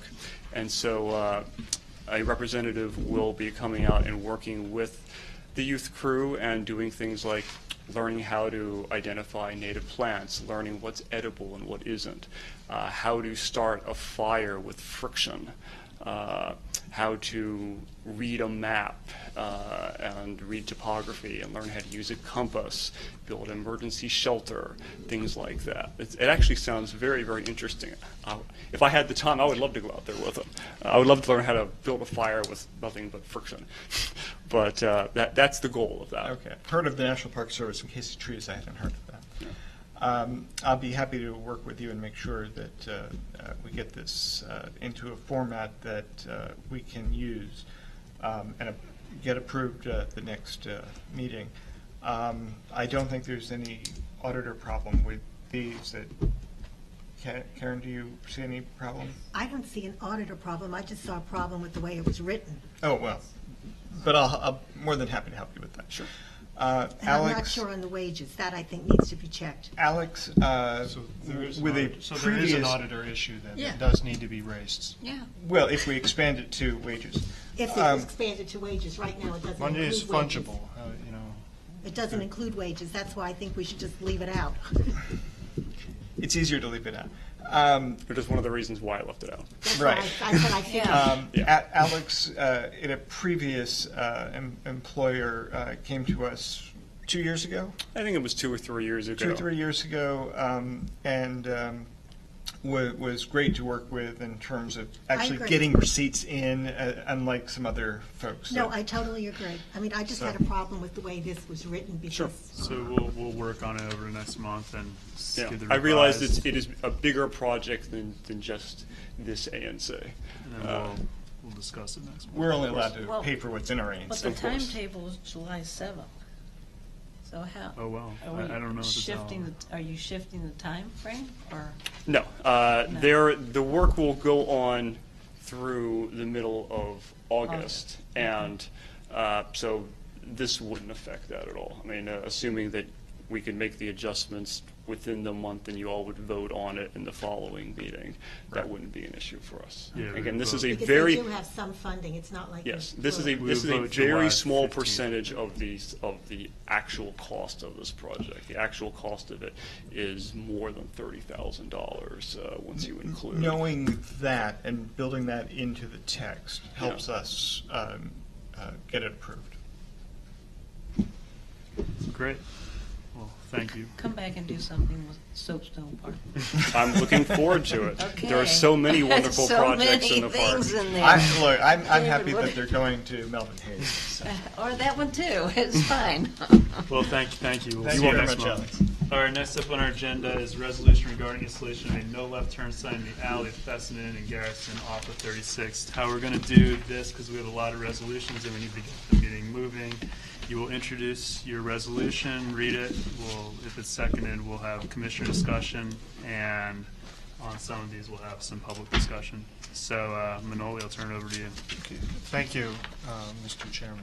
So this resolution is a follow-up from our last meeting where we passed a resolution regarding a prohibition on a left turn from 36th on to Garrison, and a recommendation that a sign be, a request that a sign be installed accordingly, and that, so the follow-up is that the district DDOT still needs to then assess the viability of that sign. The concern was that the prohibition on the left will funnel people using the area as a cut through into the alley between Garrison and Fessenden, and that without some issue related to the alley, that that the issue on Garrison wouldn't be resolved. And this all links back to the same things that we discussed last week, the issues on Fessenden, the high speeds, and the lack of stop sign and so forth. The agenda says no left. In interactions with well, my understanding is that the recommendation on an alley is actually a prohibition on entrance, basically turning the alley sort of one way in business during those hours, as opposed to the left. If that, it's actually not one way, but the prohibition, the enforcement is easier on the prohibition of the entrance onto the alley, as opposed to the left, where it's not expected that people actually would be turning left. That's largely the explanation that I received. So the recommendation last week was also to reach out to the community. I've been in the process of getting signatures, because this will require a petition. I removed the line about the petition from the resolution because I have not completed the collecting all the signatures. I'm still knocking on doors and trying to get that done. So with that, the text is largely the same as the left onto Garrison, with the one change that towards the end of the second page says, whereas ANC 3F passed a resolution on May 20th, 2014, calling for DDOT to install a sign on the prohibition of left turns onto Garrison Street off of 36th Street between the hours of 7 a.m. and 9:30 a.m. Monday through Friday, and heard broad community support for this resolution during the meeting to consider its passage. And whereas residents of Feston Street and Garrison Street expressed concern that the prohibition on left turns onto Garrison from 36 will lead to more drivers using the alley between Garrison Street and Feston Street as an alternative cut-through practice that's both dangerous and illegal. And then it calls for the prohibition on entry. So with that, I offer the resolution. All right, is there a second? Second. Thank you, Bob. Is there any commissioner discussion on this resolution? We had a lot at our last meeting, so does anyone have comments on this? Okay. So at this point, we discussed this at length at our last meeting, so I'm inclined to just raise this for a vote. All in favor of this resolution, say aye. Aye. Aye. Passes unanimously. Thanks. All right, next up is discussion and resolution regarding the application for a liquor license at La Liguris Indian and Nepali Bistro. So Karen, what I'm going to have you do is make a resolution to approve your voluntary agreement and read it to us since we haven't really seen it. Well, let me introduce Dawa Chaman, who's the owner of, or the managing partner of the new restaurant in our area. And I wanted to tell you that for once on the Cleveland Park listserv, he's been getting great reviews. Thank you In very fact, much. some people on that listserv were jealous of Van Ness for getting your restaurant, which I loved to read for a change. Thank you. Anyway, I want to welcome you to our ANC meeting and to our neighborhood. And with him is Mr. Whalen, who's an attorney with Veritas Law, representing him tonight. I think before you, you have a voluntary agreement, which we negotiated today around, 3 or 4 o'clock this afternoon. It's basically the same one we have done for Sushi Para and some of the other restaurants that have been approved in our neighborhood. It talks about his hours of operation. He'll be serving alcohol and food from, we have 8 a.m. to 12 midnight, Monday through Sunday. He will have a sidewalk cafe. The number of tables and seats are yet to be determined. This has been approved twice already, the sidewalk cafe by Public Space, first for Indian Ocean and then 876. So they're looking into just pulling that application and using the same number of tables instead of redoing a whole application. And basically, the sidewalk cafe will operate it would be basically until 10 o'clock Sunday through Thursday and 11 o'clock Friday and Saturday. Other than that, it's been our standard voluntary agreement that we've done for all the other restaurants. So with that, I would move for its approval and ask them to sign it. And I'd like you to say a few words about your restaurant and welcome to the neighborhood. Thank you so much, and thank you so much for giving me the opportunity. And Mary Beth was there the other night. Yes, I second your motion, first of all.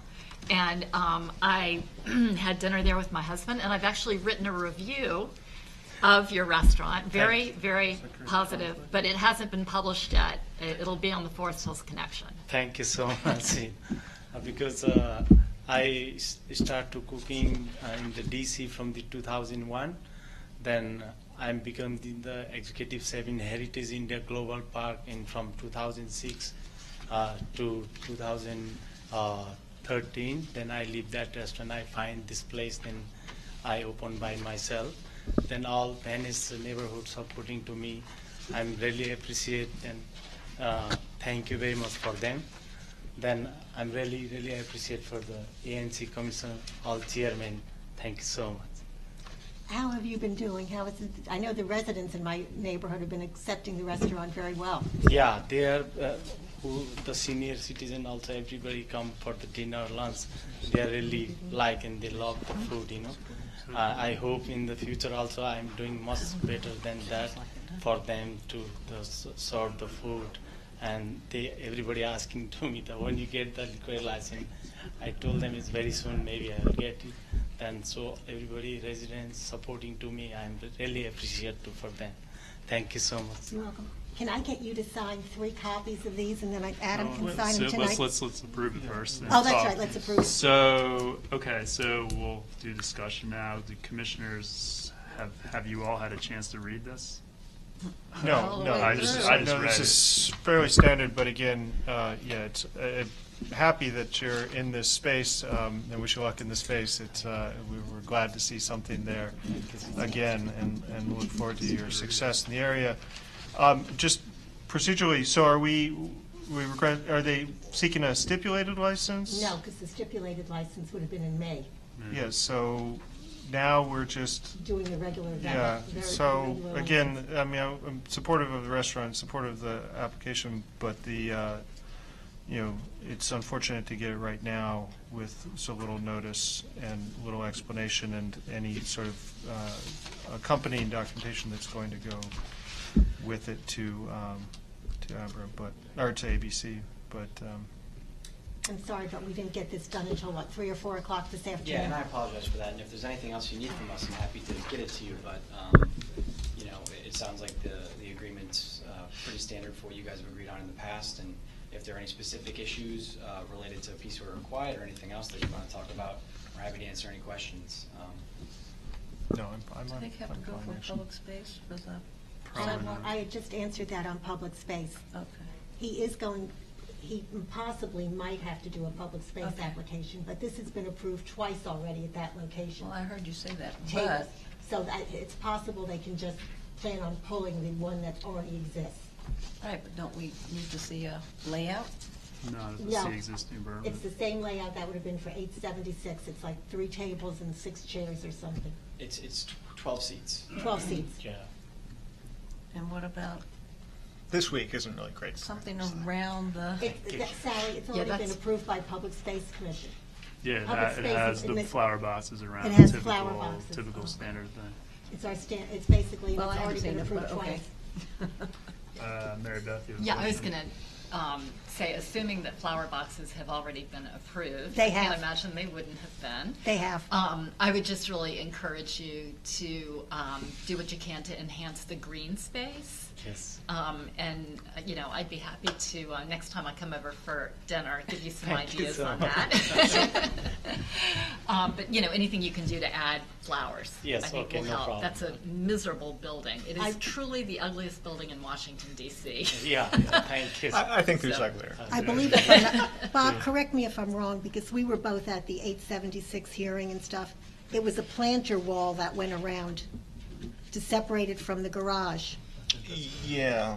It was more or less a planter wall. It was like, because there's a parking lot right next door. There was some concern by the Public Space Committee about cars that lose control and crash through. So anything you can do to make that more of a solid wall, planters or whatever, is going to be safer for your customers. Right. And less safe for someone who loses control of their car, which I'm fine with. Right. Oh, yeah, you're right. Thank you. You have a question? Does this in any way restrict the hours that you were planning on being open? Yes. It does? Yeah, the hours have been restricted to, for indoor, it's until midnight during, midnight on weekends, I believe, or is it? It's 3. No, they requested 3 in the Right, morning, but but the we have. No, to it's do that. item number 3 Oh. in here. Oh, okay. If you'd had it earlier, Yeah, because Bob, you before would you have had a had chance it to look at it. much later. Right, Like we 2 applied or for 3. maximum hours at the outset, and then But we the restaurant discussed- now is only open till 10 p.m. Yes. Okay, so this is going for longer than you're actually open. Yes. That's not Yes. So, all right, that's makes me happy. Okay. If you want to stay open later, come back. Okay, no problem. You have a tree that is more or less directly across from in a tree box that's basically uncared for. If you could water that tree regularly during the summer, especially when it's this hot, that would be appreciated. We want to keep that tree alive. Okay, thank you. And Bob, if you look at number 8, it does call for them to do that. You can take care of that area. Not maybe necessarily the tree, but the whole Yeah, area. but Okay. please water the tree there. Okay. So I got Thank you. one other question. Yep. So element 10, isn't this consistently struck down by Yeah. ABC? Yeah. So do we just, You why? can't require attendance. Yeah, that's, so my question is, why do we continuously Because insert Andrew this? Klein put it in, and he's the lawyer. And Andrew left it in here. They do allow parts of this. They'll No, cut but out. this No, this they part don't here, cut out the upon, whole thing. upon notice from the ANC, the last time I checked, we don't have subpoena power. So that's the element that I understand is continuously struck. Yeah, out so of what this. will happen is Abra will strike it, tell me, okay, we're gonna strike it, and then I'll say, okay. Sometimes they pass it, sometimes they don't. So we hope to sneak one by them? Sneak one by them. By the like way, I we've was done there half the Sunday. time. It was delicious. But I would have had a cocktail. Okay, is there any more questions or discussion from commissioners on this voluntary agreement? Is there anyone in the audience opposed to this liquor license? Okay, all in favor of this resolution to approve this voluntary agreement, raise your hand and say aye. Aye. Passes Thank you so much. 7-0. Can I get you to sign 3 copies of this so I can get it into them tomorrow? All right. So next up is an update. Wait a minute, before you, I'm not done. Along with that, I'll be sending a letter, and I'm going to have Adam sign it, not tonight because the box didn't come out, a letter to Ruth Ann Miller enclosing the voluntary agreement. That's fine. We don't have to approve that. Okay. Okay. Thank you. Next item is an update regarding the Burger King parking lot, and it says resolution, but we're just going to send a letter. Basically, I went to the zoning hearing, and they asked the ANC to work with Burger King to fix all the issues in their parking lot and to report back after this meeting. So I agreed that we would discuss this at the zoning meeting and send them a letter. Basically, I'll run down the issues that we raised and explain what I'll write in a letter to them. Basically, we said Burger King is not in compliance because they're using the parking lot and their approval expired. There's nothing they can do to fix the past since there's no time machines, so we'll skip that one. Another issue we had was that the dumpsters were located in their parking lot. I went over to Burger King. The dumpsters have been moved, so we will report back that that is fixed. We had an issue that there's only 1 garbage can, not 2, and there are now 2, so we'll report back that there are 2. And they're out of the parking lot? Yeah. The dumpsters are out of the parking lot. Yeah. The Yes. garbage cans are In the parking lot. Okay, I just want to make sure the dumpsters are out. Yeah, so we had another issue that we didn't know who our contact person was, so we'll get a letter, or I think I got an email saying who that was, so that we'll report back that it was fine. Supposedly there's an annual report that they're supposed to issue that says whether or not they're in compliance. I've actually never seen one. We haven't never gotten one. So, I don't know, I'll just report it. I haven't seen one, I guess. The next condition was the striping of the parking spots were a mess. They've fixed that. And there were also potholes, which we complained about, which they are repairing. So we will report back to the zoning people that the striping's fixed, but the potholes are in process. Another condition is that there's an exit and entrance arrow into their parking lot. Those are not there yet, but I've been told they will be painted soon, so we'll report back that that's what we've been told. And then we also requested a few other things. We just requested exterminators are there every once in a while, and they had an exterminator out, and they put a rat box, and they've been keeping it clean. So report back on that. We asked for a bike rack, which they ordered, and will be installed when it arrives, which is good. We asked that they put an ADA handicap spot in, which they did, so thank you for that.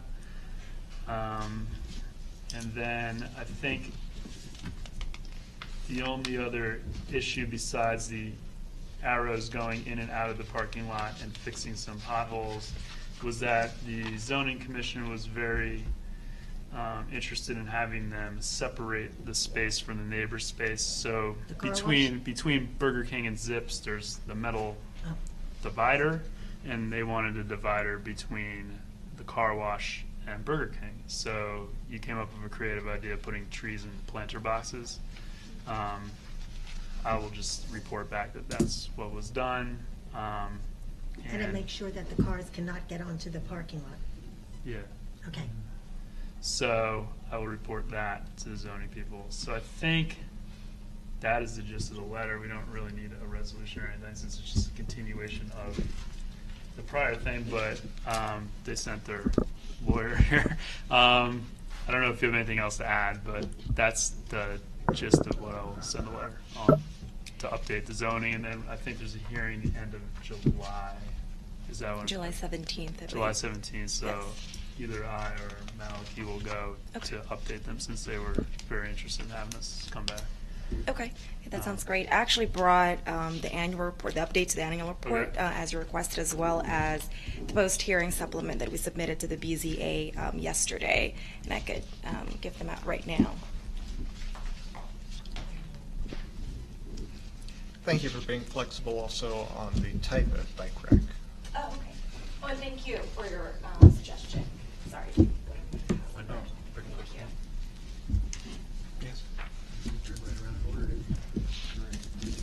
Just to add, with regards to the car sharing, the additional condition that you proposed, we've contacted Zipcar as well as Enterprise, and neither of them has actually contacted us back. We filled out the forms, to indicate the locations, where we're located, and they haven't contacted us back. But if we do get response from them, we'll surely update you on that. Also, just one last thing with regards to pervious paving. We've also contacted Meredith Upchurch from DDOT, as suggested by Arthur Jackson from Office of Planning, and she's shared, different kinds of paving available. And we've shared that information with our client. So that's something that they're looking into. But also, as noted in our post-hearing supplement, we still maintain with our proposal for basically, if that is something that the BZA would like to add as part of their condition to the new order, that will be given 7 years to do that, with given all the costs and all of that. And as for the annual report, we actually did submit. We submitted simultaneously with the first pre-hearing statement. I'm not sure if you received it or not. We've actually received feedback from some of the ANC 3F residents, but I can send you, via email the PDF format. I wasn't sure what you were referring to in the email earlier, but I could definitely send that to you via email. Yeah, you could resend that. That'd be appreciated. I could definitely do that. Reflect it accurately in my letter. Okay. If that I could definitely do that. is the annual report. So I think I'll send a letter now saying the couple things that aren't done. Okay. And then hopefully at the hearing, I will say it's all fixed. Okay. And then we'll be good. And if it's not, then I'll tell them that. Okay. So, Sure. That sounds great. Thank you very much. Okay, thank you. You have a question? On this, it doesn't talk about, at least maybe I'm just looking at it fast, but in it you don't mention separating your. It's not in there. It's not Oh, in there. it actually is. It's not in the annual report because that is not actually a No, condition in the that's past order. Oh. But it is in the post-hearing supplement. Is It's in the it? last, yes, it's in the thicker one. It's the last point over there in that supplement. Basically, we noted that was raised in the last hearing, and so we've addressed that issue by installing these planters on the northern border of the property. So we believe that's No, I was sufficient. just, it's just hard to read all this. Right. Sitting here. Yes. We can't. I have a question. You just said planners. How does this one work?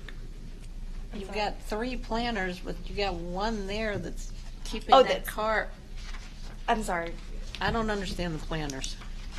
So basically, this is the northern border of the property, and there's small access for cars to enter the parking lot. But this is just to divide. So this is the car wash area right here, and this is the Burger King accessory parking So lot. how does that car get back where that planner I is? think it's just one of them was not fully in place yet. Yeah, I think this is right when they had just installed it, but that is a good question. I think this car was probably already here before they had established the planters, but we could go back and see, what happens to that. And I'll check. Is this part of the parking lot? Is this Burger King's, or is that the car washes? This one?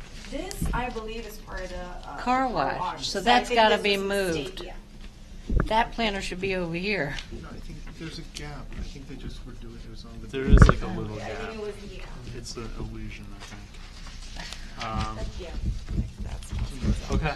So any commissioners have questions? Yeah. Just quickly, on page 7 of the larger document, under 4 proposed conditions, number 5, trees located on the property shall be pruned at least once per day. You're going to kill the trees if you prune them once a day. So, Should fix that.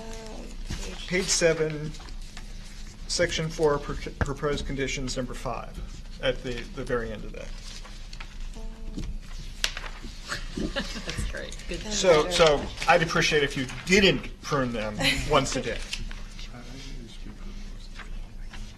Maybe watered once a day.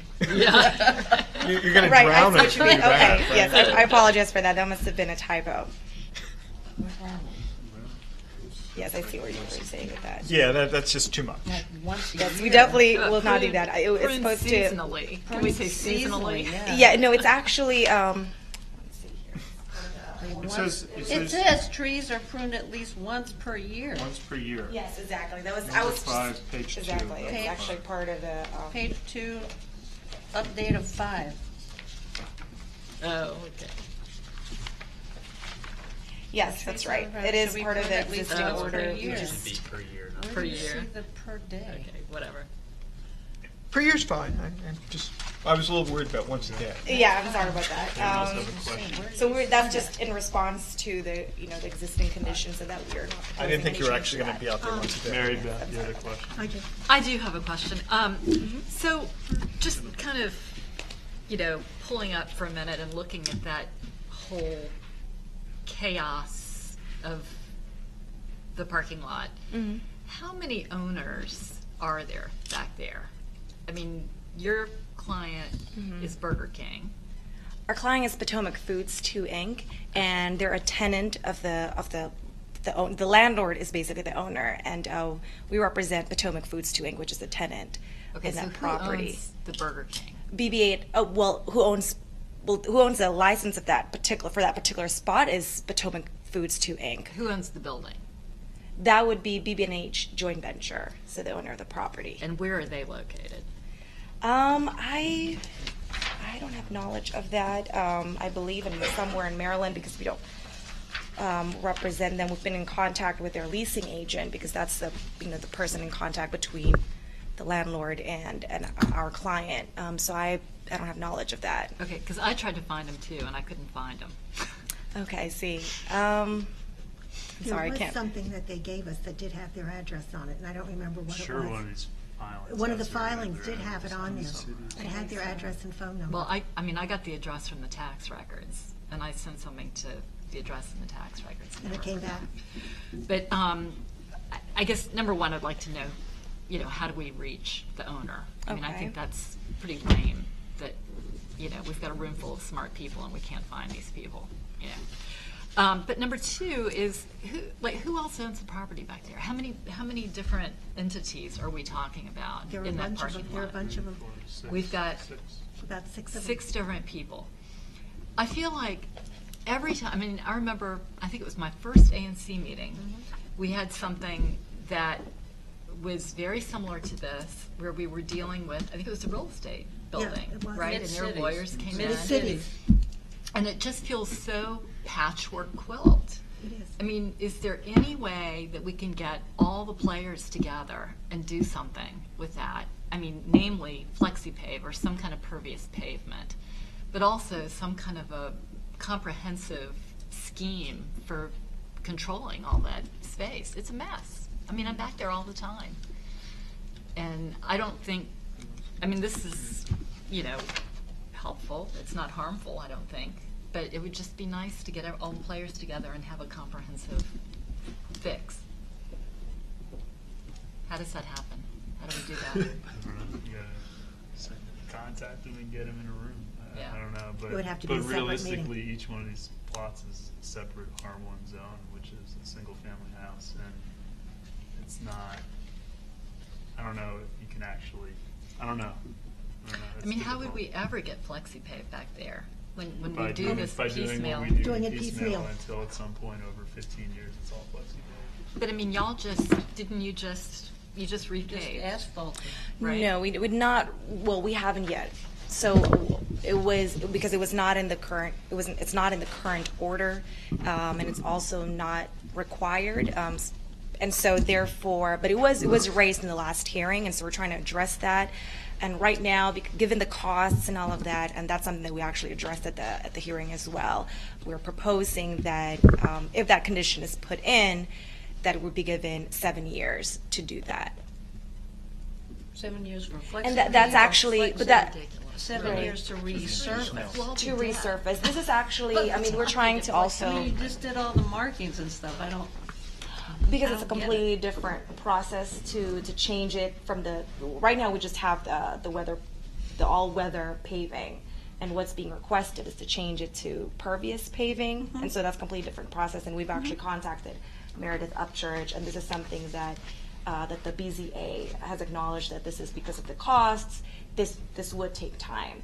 And so we've also looked at other applications that have been granted by the BZA, for example, the bakery, the neighboring bakery, that's right there as well. Right Right, exactly. They were given 7 years till 2020 to actually basically change it to convert to pervious paving. So we think that it's appropriate to do the same for us as well. I have a couple of questions on this. Okay. I understand you filed this yesterday with the BZA. Yes. Does the ANC get a chance to also? When the BZA asked you to file a supplemental, did they also give the ANC an opportunity to file? That's what I'm doing. Yes. Well, because the reason I'm asking that, in proposed conditions back here, on page 7, it has the application will be approved for a period of 5 years unless there is no objection to an indefinite. We will be objecting to that. We're gonna because object. last time we voted not to do that. Okay, I just wanted to make sure. Okay. Yeah, no, I have to go through it. Okay. And respond. That's all. If I'm not mistaken, Mary Beth, and I understand, and I heard this through the grapevine, so it needs to be checked out, that the owner of the car wash also owns this lot, He does. that area. Yeah. So that's the same too.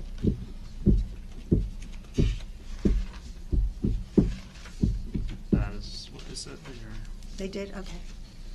Okay. That's Donnie Henton. That's Donnie Henton owns the And I car think wash. I found something that I think can give us leverage over the car wash. Because that, Well, we can talk about that another Yeah. time. We're talking about this. So thank you for coming on Thank you for behalf having of me. the Burger King. Thank you. Appreciate it. Thank you. Thanks. So next, is there anyone in the audience here to talk about the pool? Okay, so I'll punt that till later. Thank you. So next, Bob, you want to talk about Move DC? Move DC is a plan for the next 25 years for what they want to do, what DDOT wants to do for transportation. It's a 512-page report, so my apologies for taking until this afternoon to get it done. I passed out copies of it. The whereases are essentially what the plan calls for. The therefores are what I'm asking us to approve. Therefore, be resolved that ANC 3F supports pedestrian safety with crosswalks on all sides of every intersection, much like we asked for on Connecticut at Wyndham. Be it also resolved that ANC 3F supports all crossing signals, giving enough time for safe pedestrian crossing by default, and supports removal of push-to-call signal devices, also called peg buttons. We just asked DDOT to support extending the lead pedestrian interval at Albemarle, and so that's essentially what this is asking for at all places. Without having to call for a signal as we do at Wyndham, the north side of Wyndham. And I'm not even sure that button works, and the light always comes. Be it also resolved that ANC 3F agrees that in 25 years, which is the length of this report, we only have 30 days to comment, We should have sidewalks on both sides of every street. One side of every street is an acceptable goal for the first 5 years of the plan. The plan says in 25 years they're going to have a sidewalk on one side of every street. I think that's not aggressive enough. So I think in 25 years, that's a reasonable time to get sidewalks on both sides of each street. Be it also resolved that ANC 3F opposes the plan for transit to bypass the commercial area on the 5,000 block of Connecticut Avenue.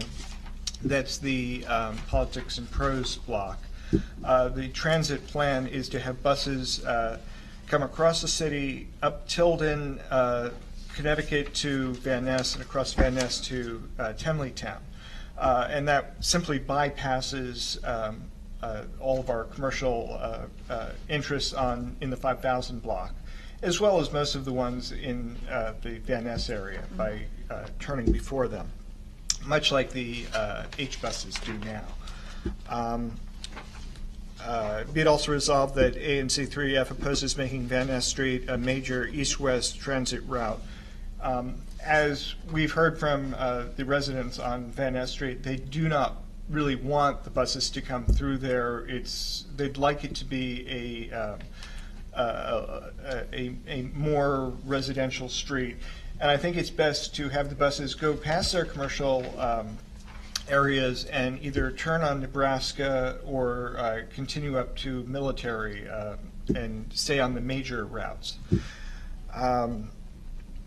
Be it also resolved that ANC 3F supports making safe routes to schools a priority, consistent with the zero death and serious injury goal, by increasing walking and biking facilities leading to our schools, safer crossing points on Reno Road, Nebraska Avenue, and especially Connecticut Avenue should be addressed.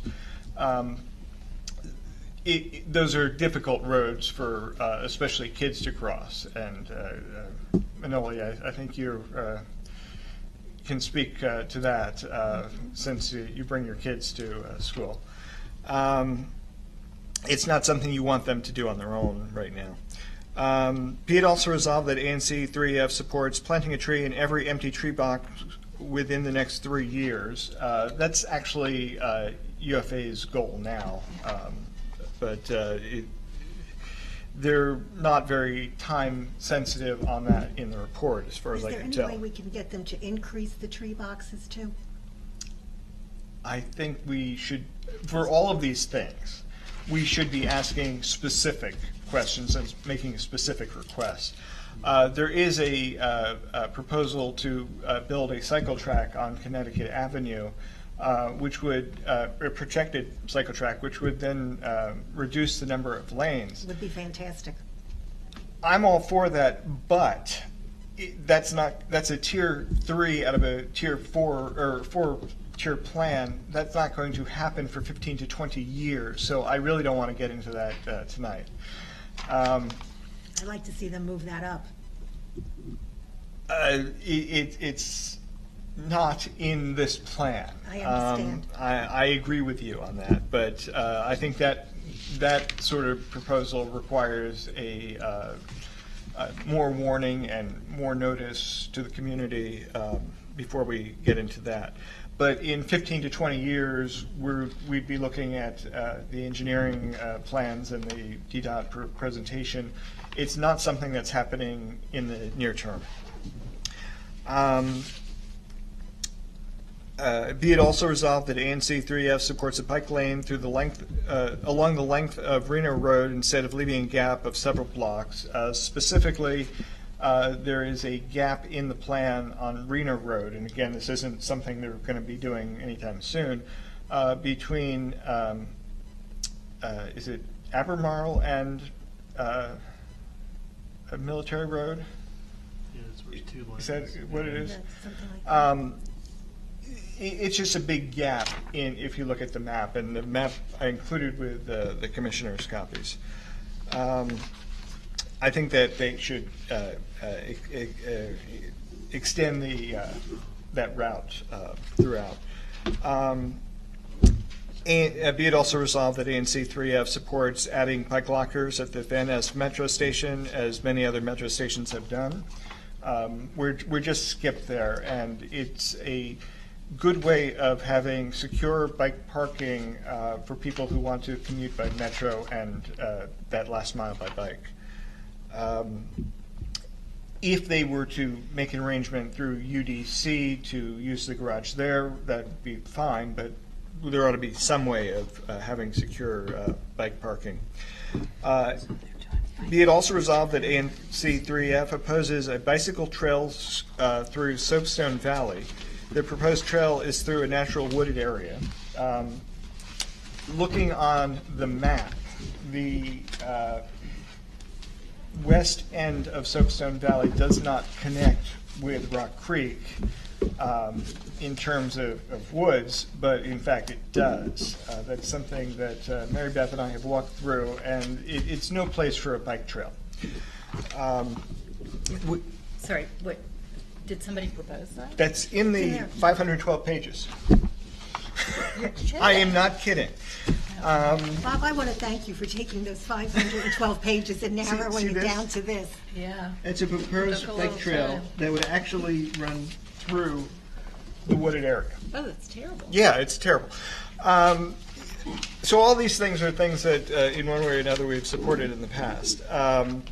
Be it also resolved that ANC 3F supports connecting Albemarle Street to Broad Branch Road with bike staircases in the District Department of Transportation right-of-way at the end of Albemarle to Broad Branch Road. That's What's a bike staircase? I'm sorry? What's a bike staircase? There's one at the end of the Met Branch Trail that goes down to L Street, and it's wood stairs with ramps so that you can walk your bike up. Oh, okay. You have to get off the bike. And the bike but goes up a channel next to the stage. yeah, but you can walk the bike up without having to carry it. It can be done in concrete or lots of different. Yeah, I mean, wood is what they have at the Right. end of L Street, They do or it a L lot in Street 2. Europe. What? Europe has many of these. Yeah.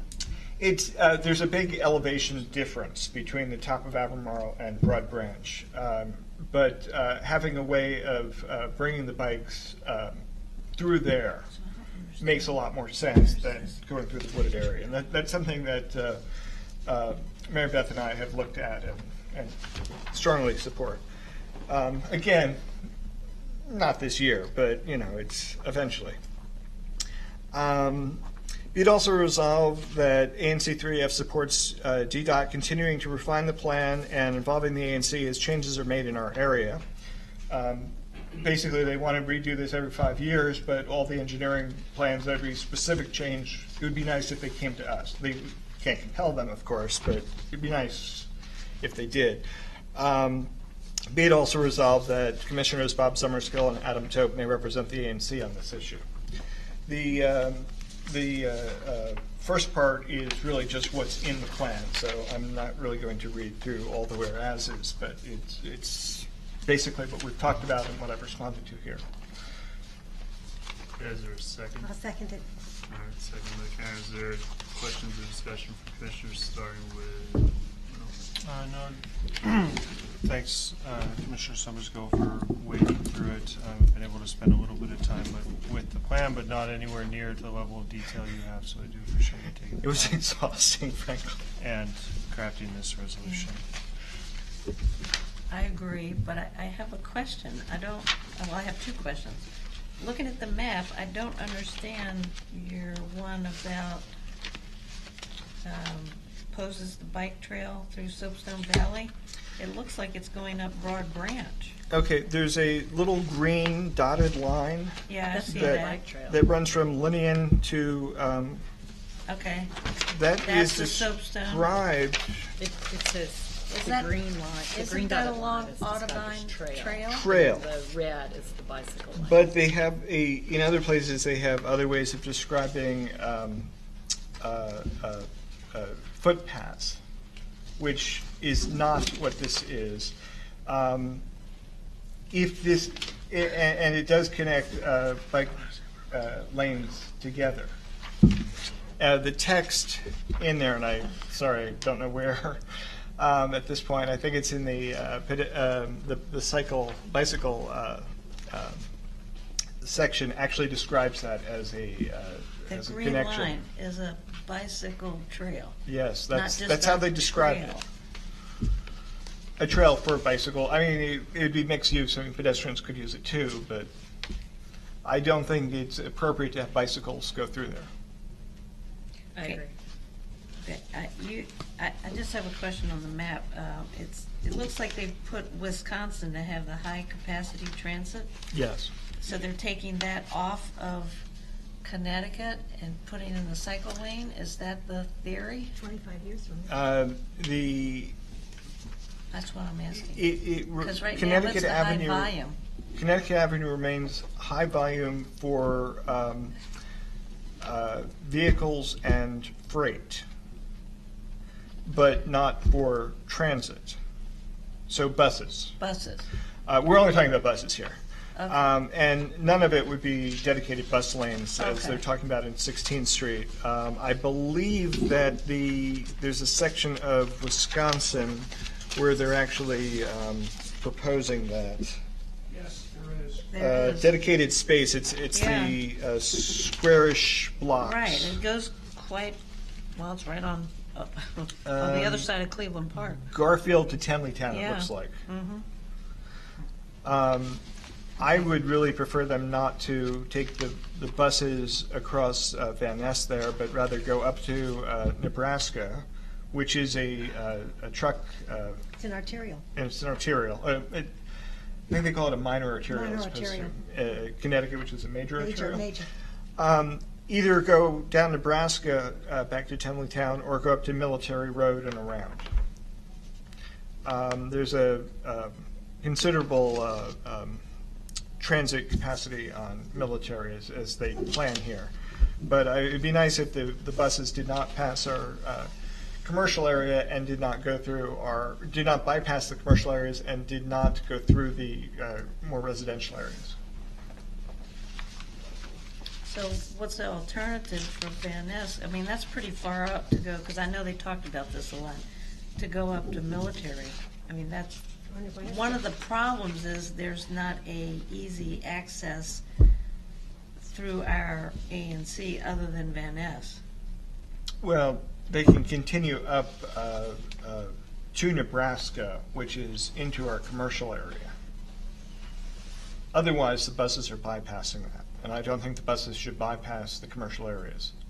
I think it just hurts the businesses there It does, definitely. by not having easy access. There isn't really easy access now to go up to this area except for the L2 bus. Right. Why not have the H buses go up there as well? The people on Van Ness don't want them. The L buses are still doing their thing, right? Yes. Okay. I wouldn't take the L So buses this is away. the crossed traffic. The L bus is not very reliable from what I've heard. It's reliable, it's just not frequent. And it doesn't come on when it's supposed to. I haven't had a problem with it, but I don't take it that often. Mostly to these meetings. Questions on Nope. Bob's resolution? I think it's a great resolution, and I fully support it. And I want to thank Bob for wading through those 500 and some pages. 512. There's a lot in there, and most of it does not deal with our ANC, but I tried to focus on just what was in our ANC. And if possible, I would like to work with you on getting something on the cycle track a little sooner. I'd be happy to support that. Mary Beth has questions. Question I do. So in your second page here, all the be it resolved, does each of these address a specific recommendation in the plan, or are there things in here that are just our own wish list? Everything in here is responding to something in the plan, yes. Whether they're very explicit about it or not, it expresses our local knowledge. Okay. And then the first two on supports pedestrian safety with crosswalks on all sides of every intersection. Yes. What is that responding to specifically? Specifically, they're calling for having pedestrian safety be the top priority. And we were just told by DDOT that they were not going to re-engineer the intersection at Connecticut and Wyndham to have a crosswalk on the south side.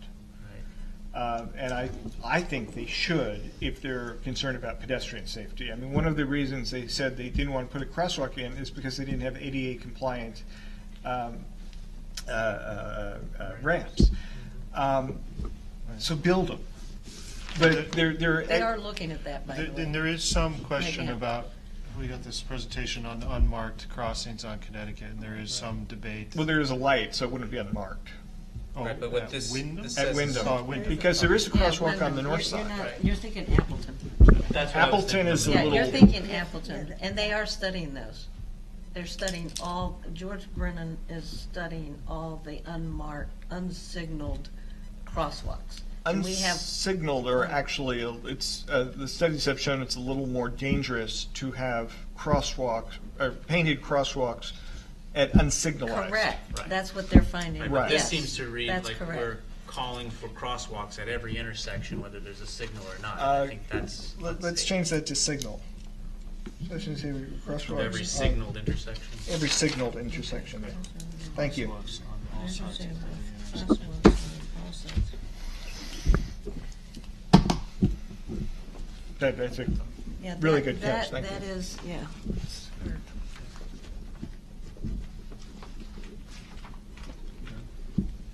Right, Beth? Two things. One is on your You're marking it sidewalk. all up. So I know, I'm just writing language, so I have something to propose, so I don't just throw out my recommendation. The top, be it resolved on page 2, on sidewalks, I'm wondering, could we just add a clause at the end of that? One side of every street is an acceptable goal for the first 5 years of the plan. And I would suggest adding, and having a sidewalk should be a rebuttable presumption. What we keep running into with sidewalks is that you've got to go out and get 51% or whatever of the neighbors to sign a petition if they want it. And I'd like to flip that so that there's a rebuttable presumption. In other words, if 51% oppose it, then, Mary Beth, you know. if I'm not I'd mistaken, rather just have them put them in. if I'm not Don't mistaken, ask. but wait a second. Wish If our I'm, people I know, who but that's elected not us- That's what the that's law essentially what says. she's saying. but wait a minute, isn't the law now that when they redo a street, they put in a sidewalk? No. No. No, it's No. only if they It's- petition, then it's You have to priority. get a petition and But get I thought when 51%. DDOT was redoing a street, they had to. No. No, I thought there was a law. I think somebody There is proposed no law that, but it never that got. says It that. never passed? And I thought no. it did. Believe me, I know. We just did That's what we just 32nd did on Complete Street. 32nd streets. Street, yeah. Yeah, Karen, it but is the- not there. Still have to. It is not At there. least You have to petition. get a petition. But I that's- called but- Kaz Safarian. I had to go through him to But get is that the when they're, sidewalk but wait a in. minute, is that when they're redoing the street, I they're think repaving it? rebuttable presumption is You're not talking about a new street? explicit as to what we want. What Are you I- talking new what or I So can we thought work on some existing of the language street? and get What I something thought that it is was- Chairman, to control. explicit as to what we want there? What I thought was that when they were Well, I think repaving it's- and redoing the street, Yeah, it was okay, I automatic think that they it's put a specific that we sidewalk can in make on it the No. side. No, it's So not. Mary- That's Somehow the it's problem. no- So Mary 32nd Beth, what Street. did you propose? Guys, you can look up the law. It's on Mary Chay's website. It's very invigorating reading. What change are you proposing? At the end of, one side of every street is an acceptable goal for the first 5 years of the plan, semicolon, and having a sidewalk should be a rebuttable presumption. Or you could say, and Are they gonna know what that means? No petition is required, or something. I think, or petition required to oppose it. Well, Rebuttable presumption, I don't think is explicit enough. I don't think it's clear language. no petition shall be required. Yes, I would do that. No petition. Can we do that? Yeah. Okay. And then further down, when you talk about the tree boxes, I, of course, embrace trees at every opportunity, but I'm just wondering, how does this relate to Move DC? Is it because It's of in the UFA? Yeah, it's Okay. because UFA is part of DDOT. They talk about how they want to expand the tree canopy. Okay, so I fully support that, but we've been through this so many times on the Vision Committee where we need structured soil in the tree boxes, because otherwise we'll plant the trees and they'll die. So I would just say, planting a tree in every empty tree box within the next 3 years, including the installation of structured soil and a watering scheme, or watering and maintenance scheme. That's always been a problem. It's the biggest problem. Well, if we don't ask, we don't get. No, I agree. I'm not saying it. It's always been a problem. Okay. Okay. Are there any other commissioner edits or comments on this? We Call have for a the question. So is there any comment from the audience? I know there is. So start with Elaine and we'll work back. So Even with the support, commissioners, of the Northwest Neighborhood Commission, I don't expect to be there for 25 years, but as a former Manhattanite, would worry about the sterile looks if we omit from all residential streets the possibility of those places where on one side of the street there's a sidewalk and on the other there's a green reaching across. I think it would, well, I'd like you commissioners to consider the beauty of some of those streets, and there are quite a number in this city, and I'd love to see quite a number remain in this ANC.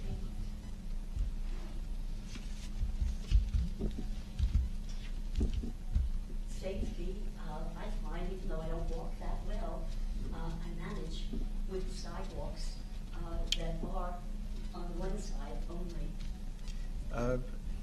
We're asking that they move that up from 25 years to 5 years.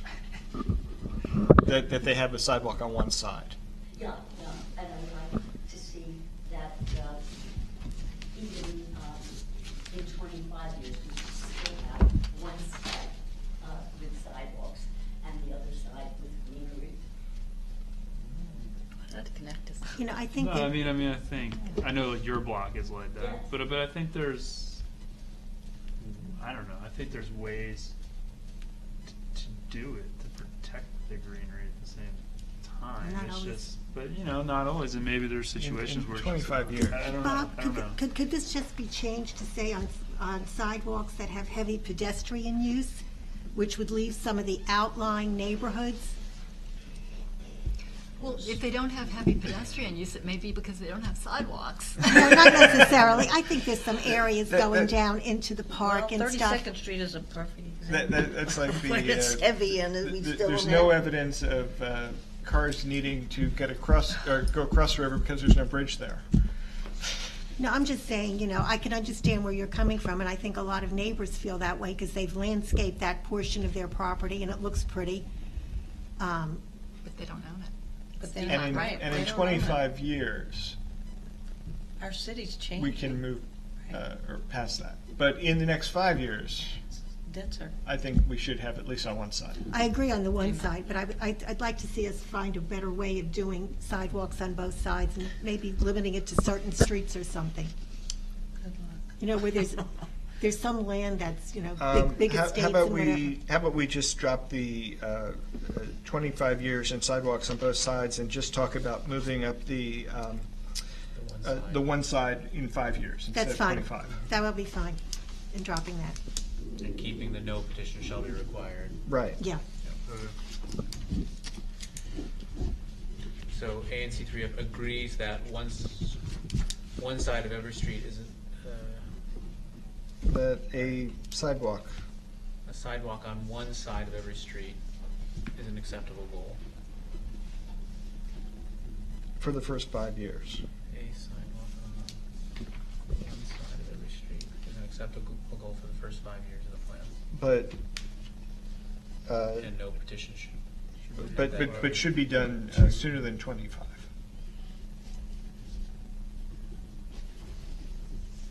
Well, Mary Beth, how do you feel about that? Because most of your ANC has sidewalk on one side, and some streets have no sidewalks. And yes, people have planted their yards, and it's nice to have greenery. I totally agree with that. But our city is changing. I mean, it's becoming denser. More people are. We're asking more people to walk because we're going to be in a 1 mile zone where they're not going to provide parking or minimal parking in high rises. I mean, our whole city is changing. Forest Hills is great that it's Forest Hills, but it needs to be brought up where people are not walking in the street when it's dangerous. Because we are getting more I guess- pass-through traffic. We are getting more traffic. Are you proposing to put it back, the language how it was? Well, Is that your proposal? Yeah, I mean, I'm an advocate for sidewalks, Okay. and we live in a city. So can you make? I think that for 5 years, we only need to talk about one side, and that's moving it up from 25 years that the plan calls for. So we're asking for more aggressive than, with this way, than the plan calls for. And in 5 years, as we come back to it, let's ask for more. Bob, can we change the language to say, be it also resolved that ANC urges that one side of every street have a sidewalk within 5 years of the plan? Sure. Or something like that, make it a little stronger? Sure, urges is fine. Okay. Larry, you have comments? Just a couple of comments. Number one, most of what's in Move DC will create incredible traffic congestion throughout the city if it's implemented. And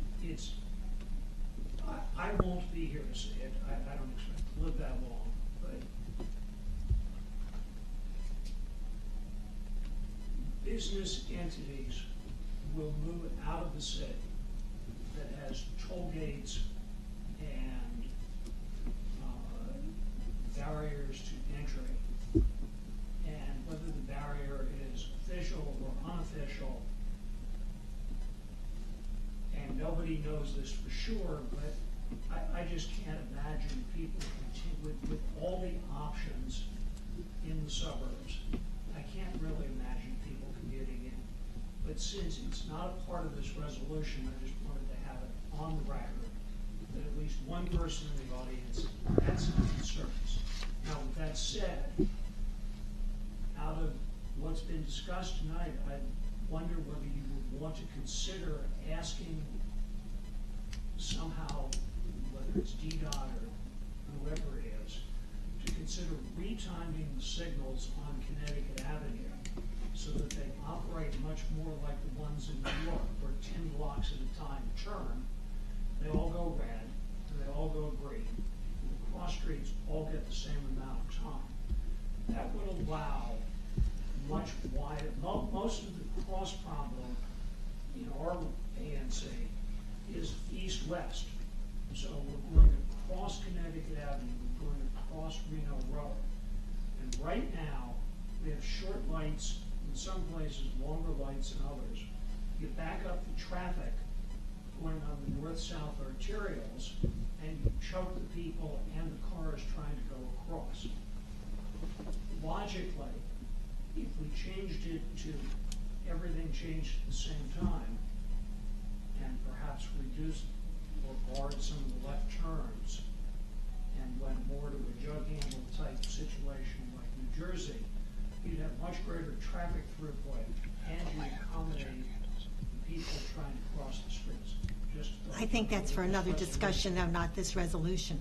Pardon me? I said that's for another discussion, not this resolution. That well may be, but I thought I would raise it because of the discussion.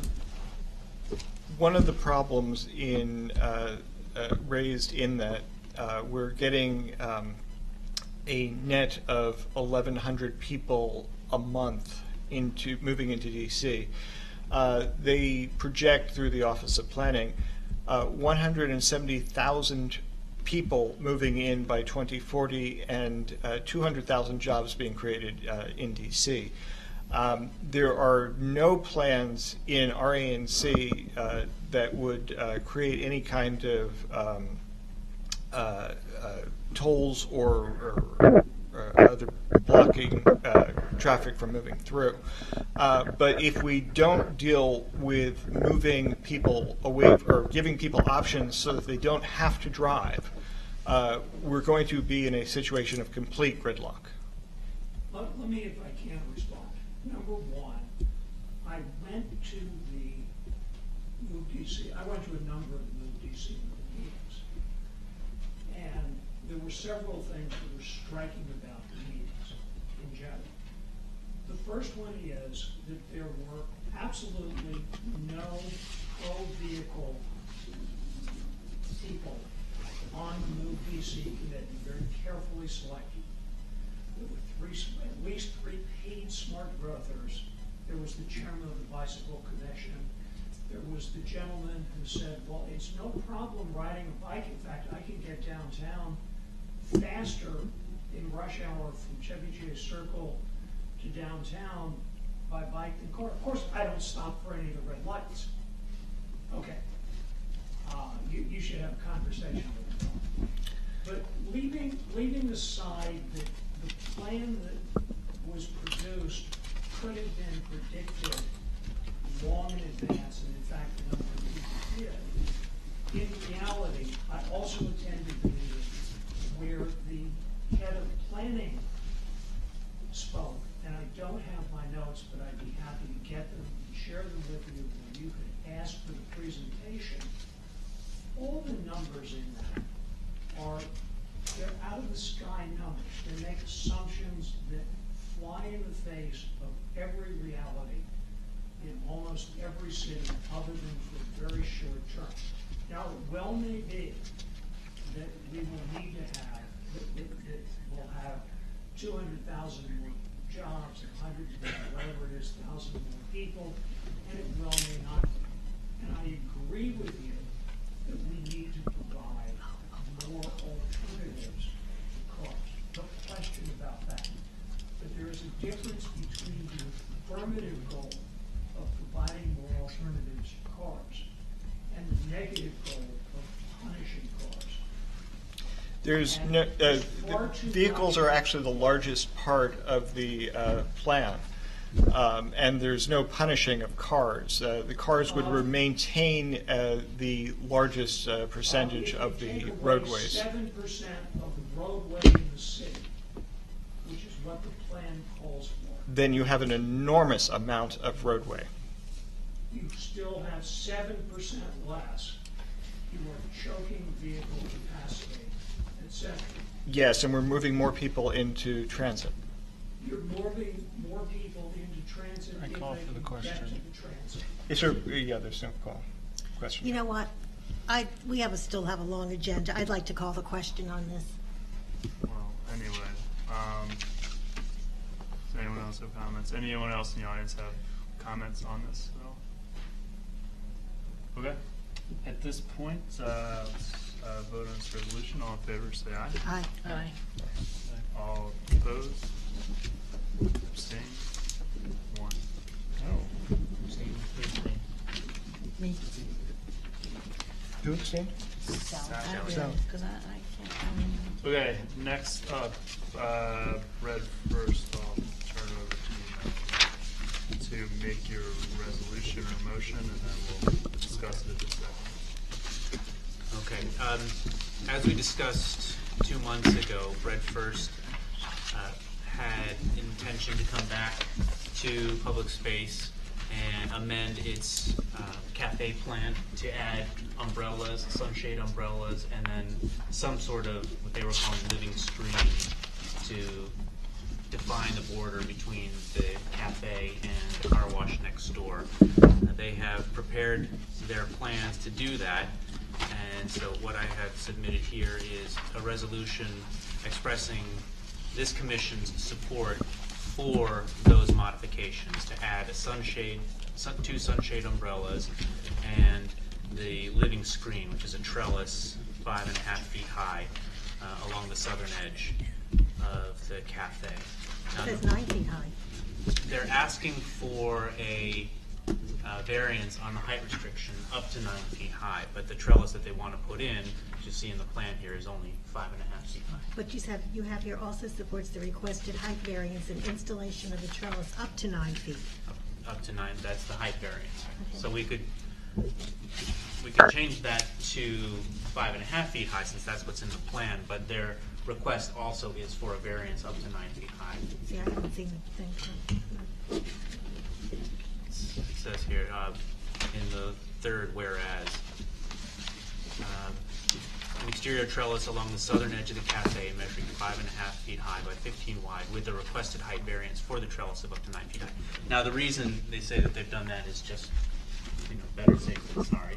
Initially, their initial plan was they were looking at a 6.5 foot high trellis. They settled on this one that's only 5.5 feet high. So I think they were just thinking, we're not sure exactly how high we want to go, so we'll ask for sort of the outer edge of what might be possible. Okay, is there a Second. second? Okay. What you have here is a 3D rendering of their plan, and then the revised schematic drawing. I would still like to see us postpone this item because it's not going to come up until the end of August or the end of September on the public space agenda. I think we should give public notice, as this gentleman back here keeps saying. I think we all should walk it and see what a 9-foot, what it's going to look like from Connecticut Avenue, what kind of views they're going to be. And I think we should see how the Office of Planning and other agencies respond to this request since this has just been filed. Or if it's been filed, we haven't even. I understand that viewpoint. I don't think that we need to wait to see what everyone else thinks before we express our opinion. No, but I think that, I really. let me finish. Okay. Let me finish, please. I think Bread First has done an excellent job putting together this bakery. I think they've shown that everything that they do, that they have done so far, has been a net benefit to the neighborhood.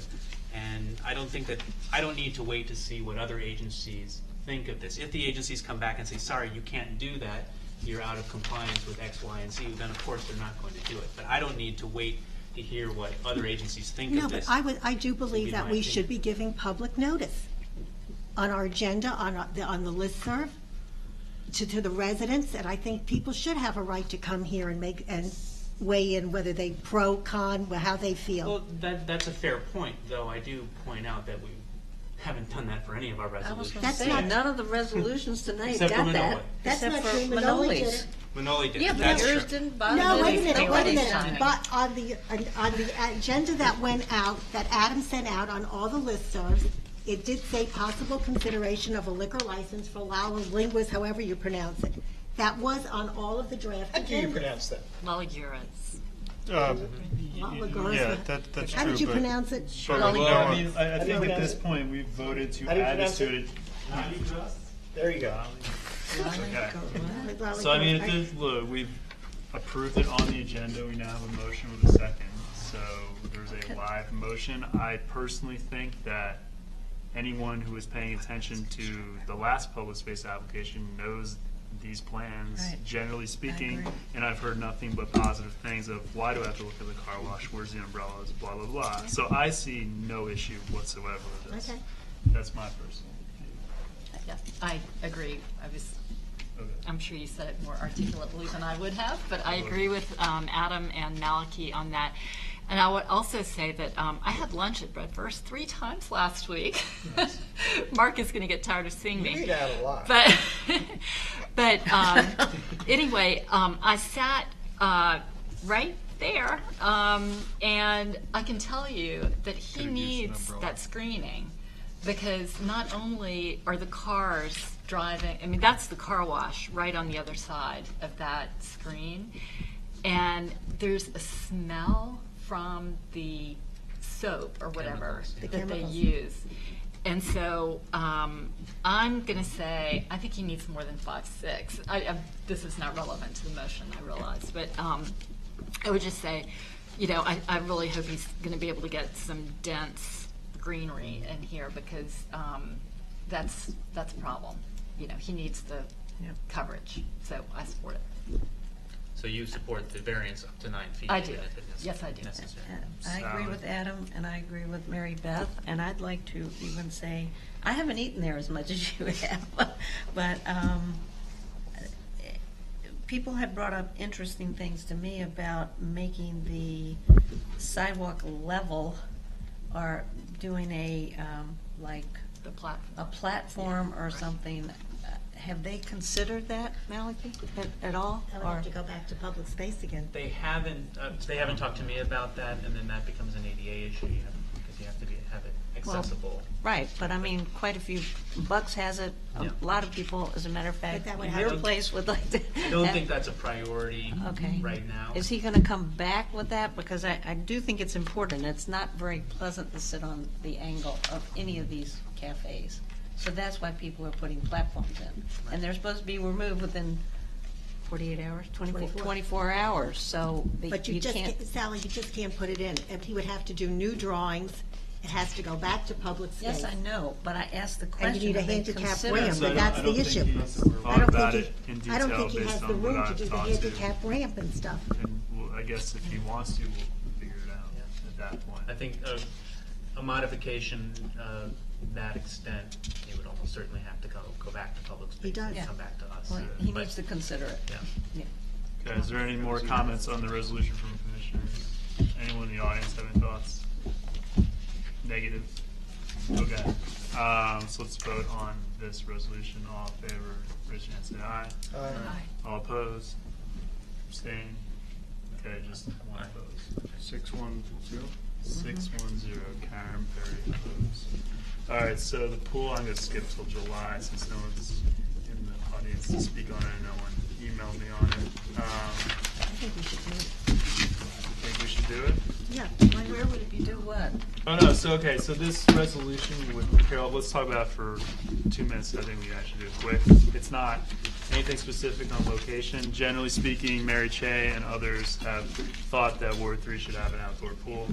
Literally, my resolution was pools help people have, I'm making this on the fly since I didn't write one. Basically, a letter to the council members on the council and the mayor saying pools enhance people's health, and Ward 3 doesn't have an outdoor pool. Every other ward does, and we think it would provide benefits to the residents in our ward, and we support the pool. Very simple letter. And I would definitely second it. Or third Okay, it, so whatever. Mary Beth can second it. So that's my simple letter on the pool. Any comments on that? I think, for health reasons also, in the summer, it's nice for people to be out and get sunlight. I think that needs to be in there. We want to increase the production of vitamin D in all of Yeah. Ward 3's residents. Well, why not? All right, I'll put that in so someone will laugh if they No, but actually in the read it. I mean, have they come up with any place or anything? No. That's not. And is there any comment that we have Wilson Pool? Put it at the Forest Hills Playground. I think there's a They're lot of talking- different I would options, love but that's that. not for now I because thought they were who talking knows? about the recreation center over by the Palisades where they're redoing I it. think there's a lot of different places, Yeah. but no one Just knows right curious. now. I think just right now I supporting. think we're trying to get a funding. Yeah, that's So fine. is this an actual proposal? Yeah. We're gonna do this? Okay. Anyone in the audience have a thought on a pool? Larry, would you swim at the outdoor pool? I think it's a great idea. I have no idea where you're going to put it. I don't know either. Cool. Okay.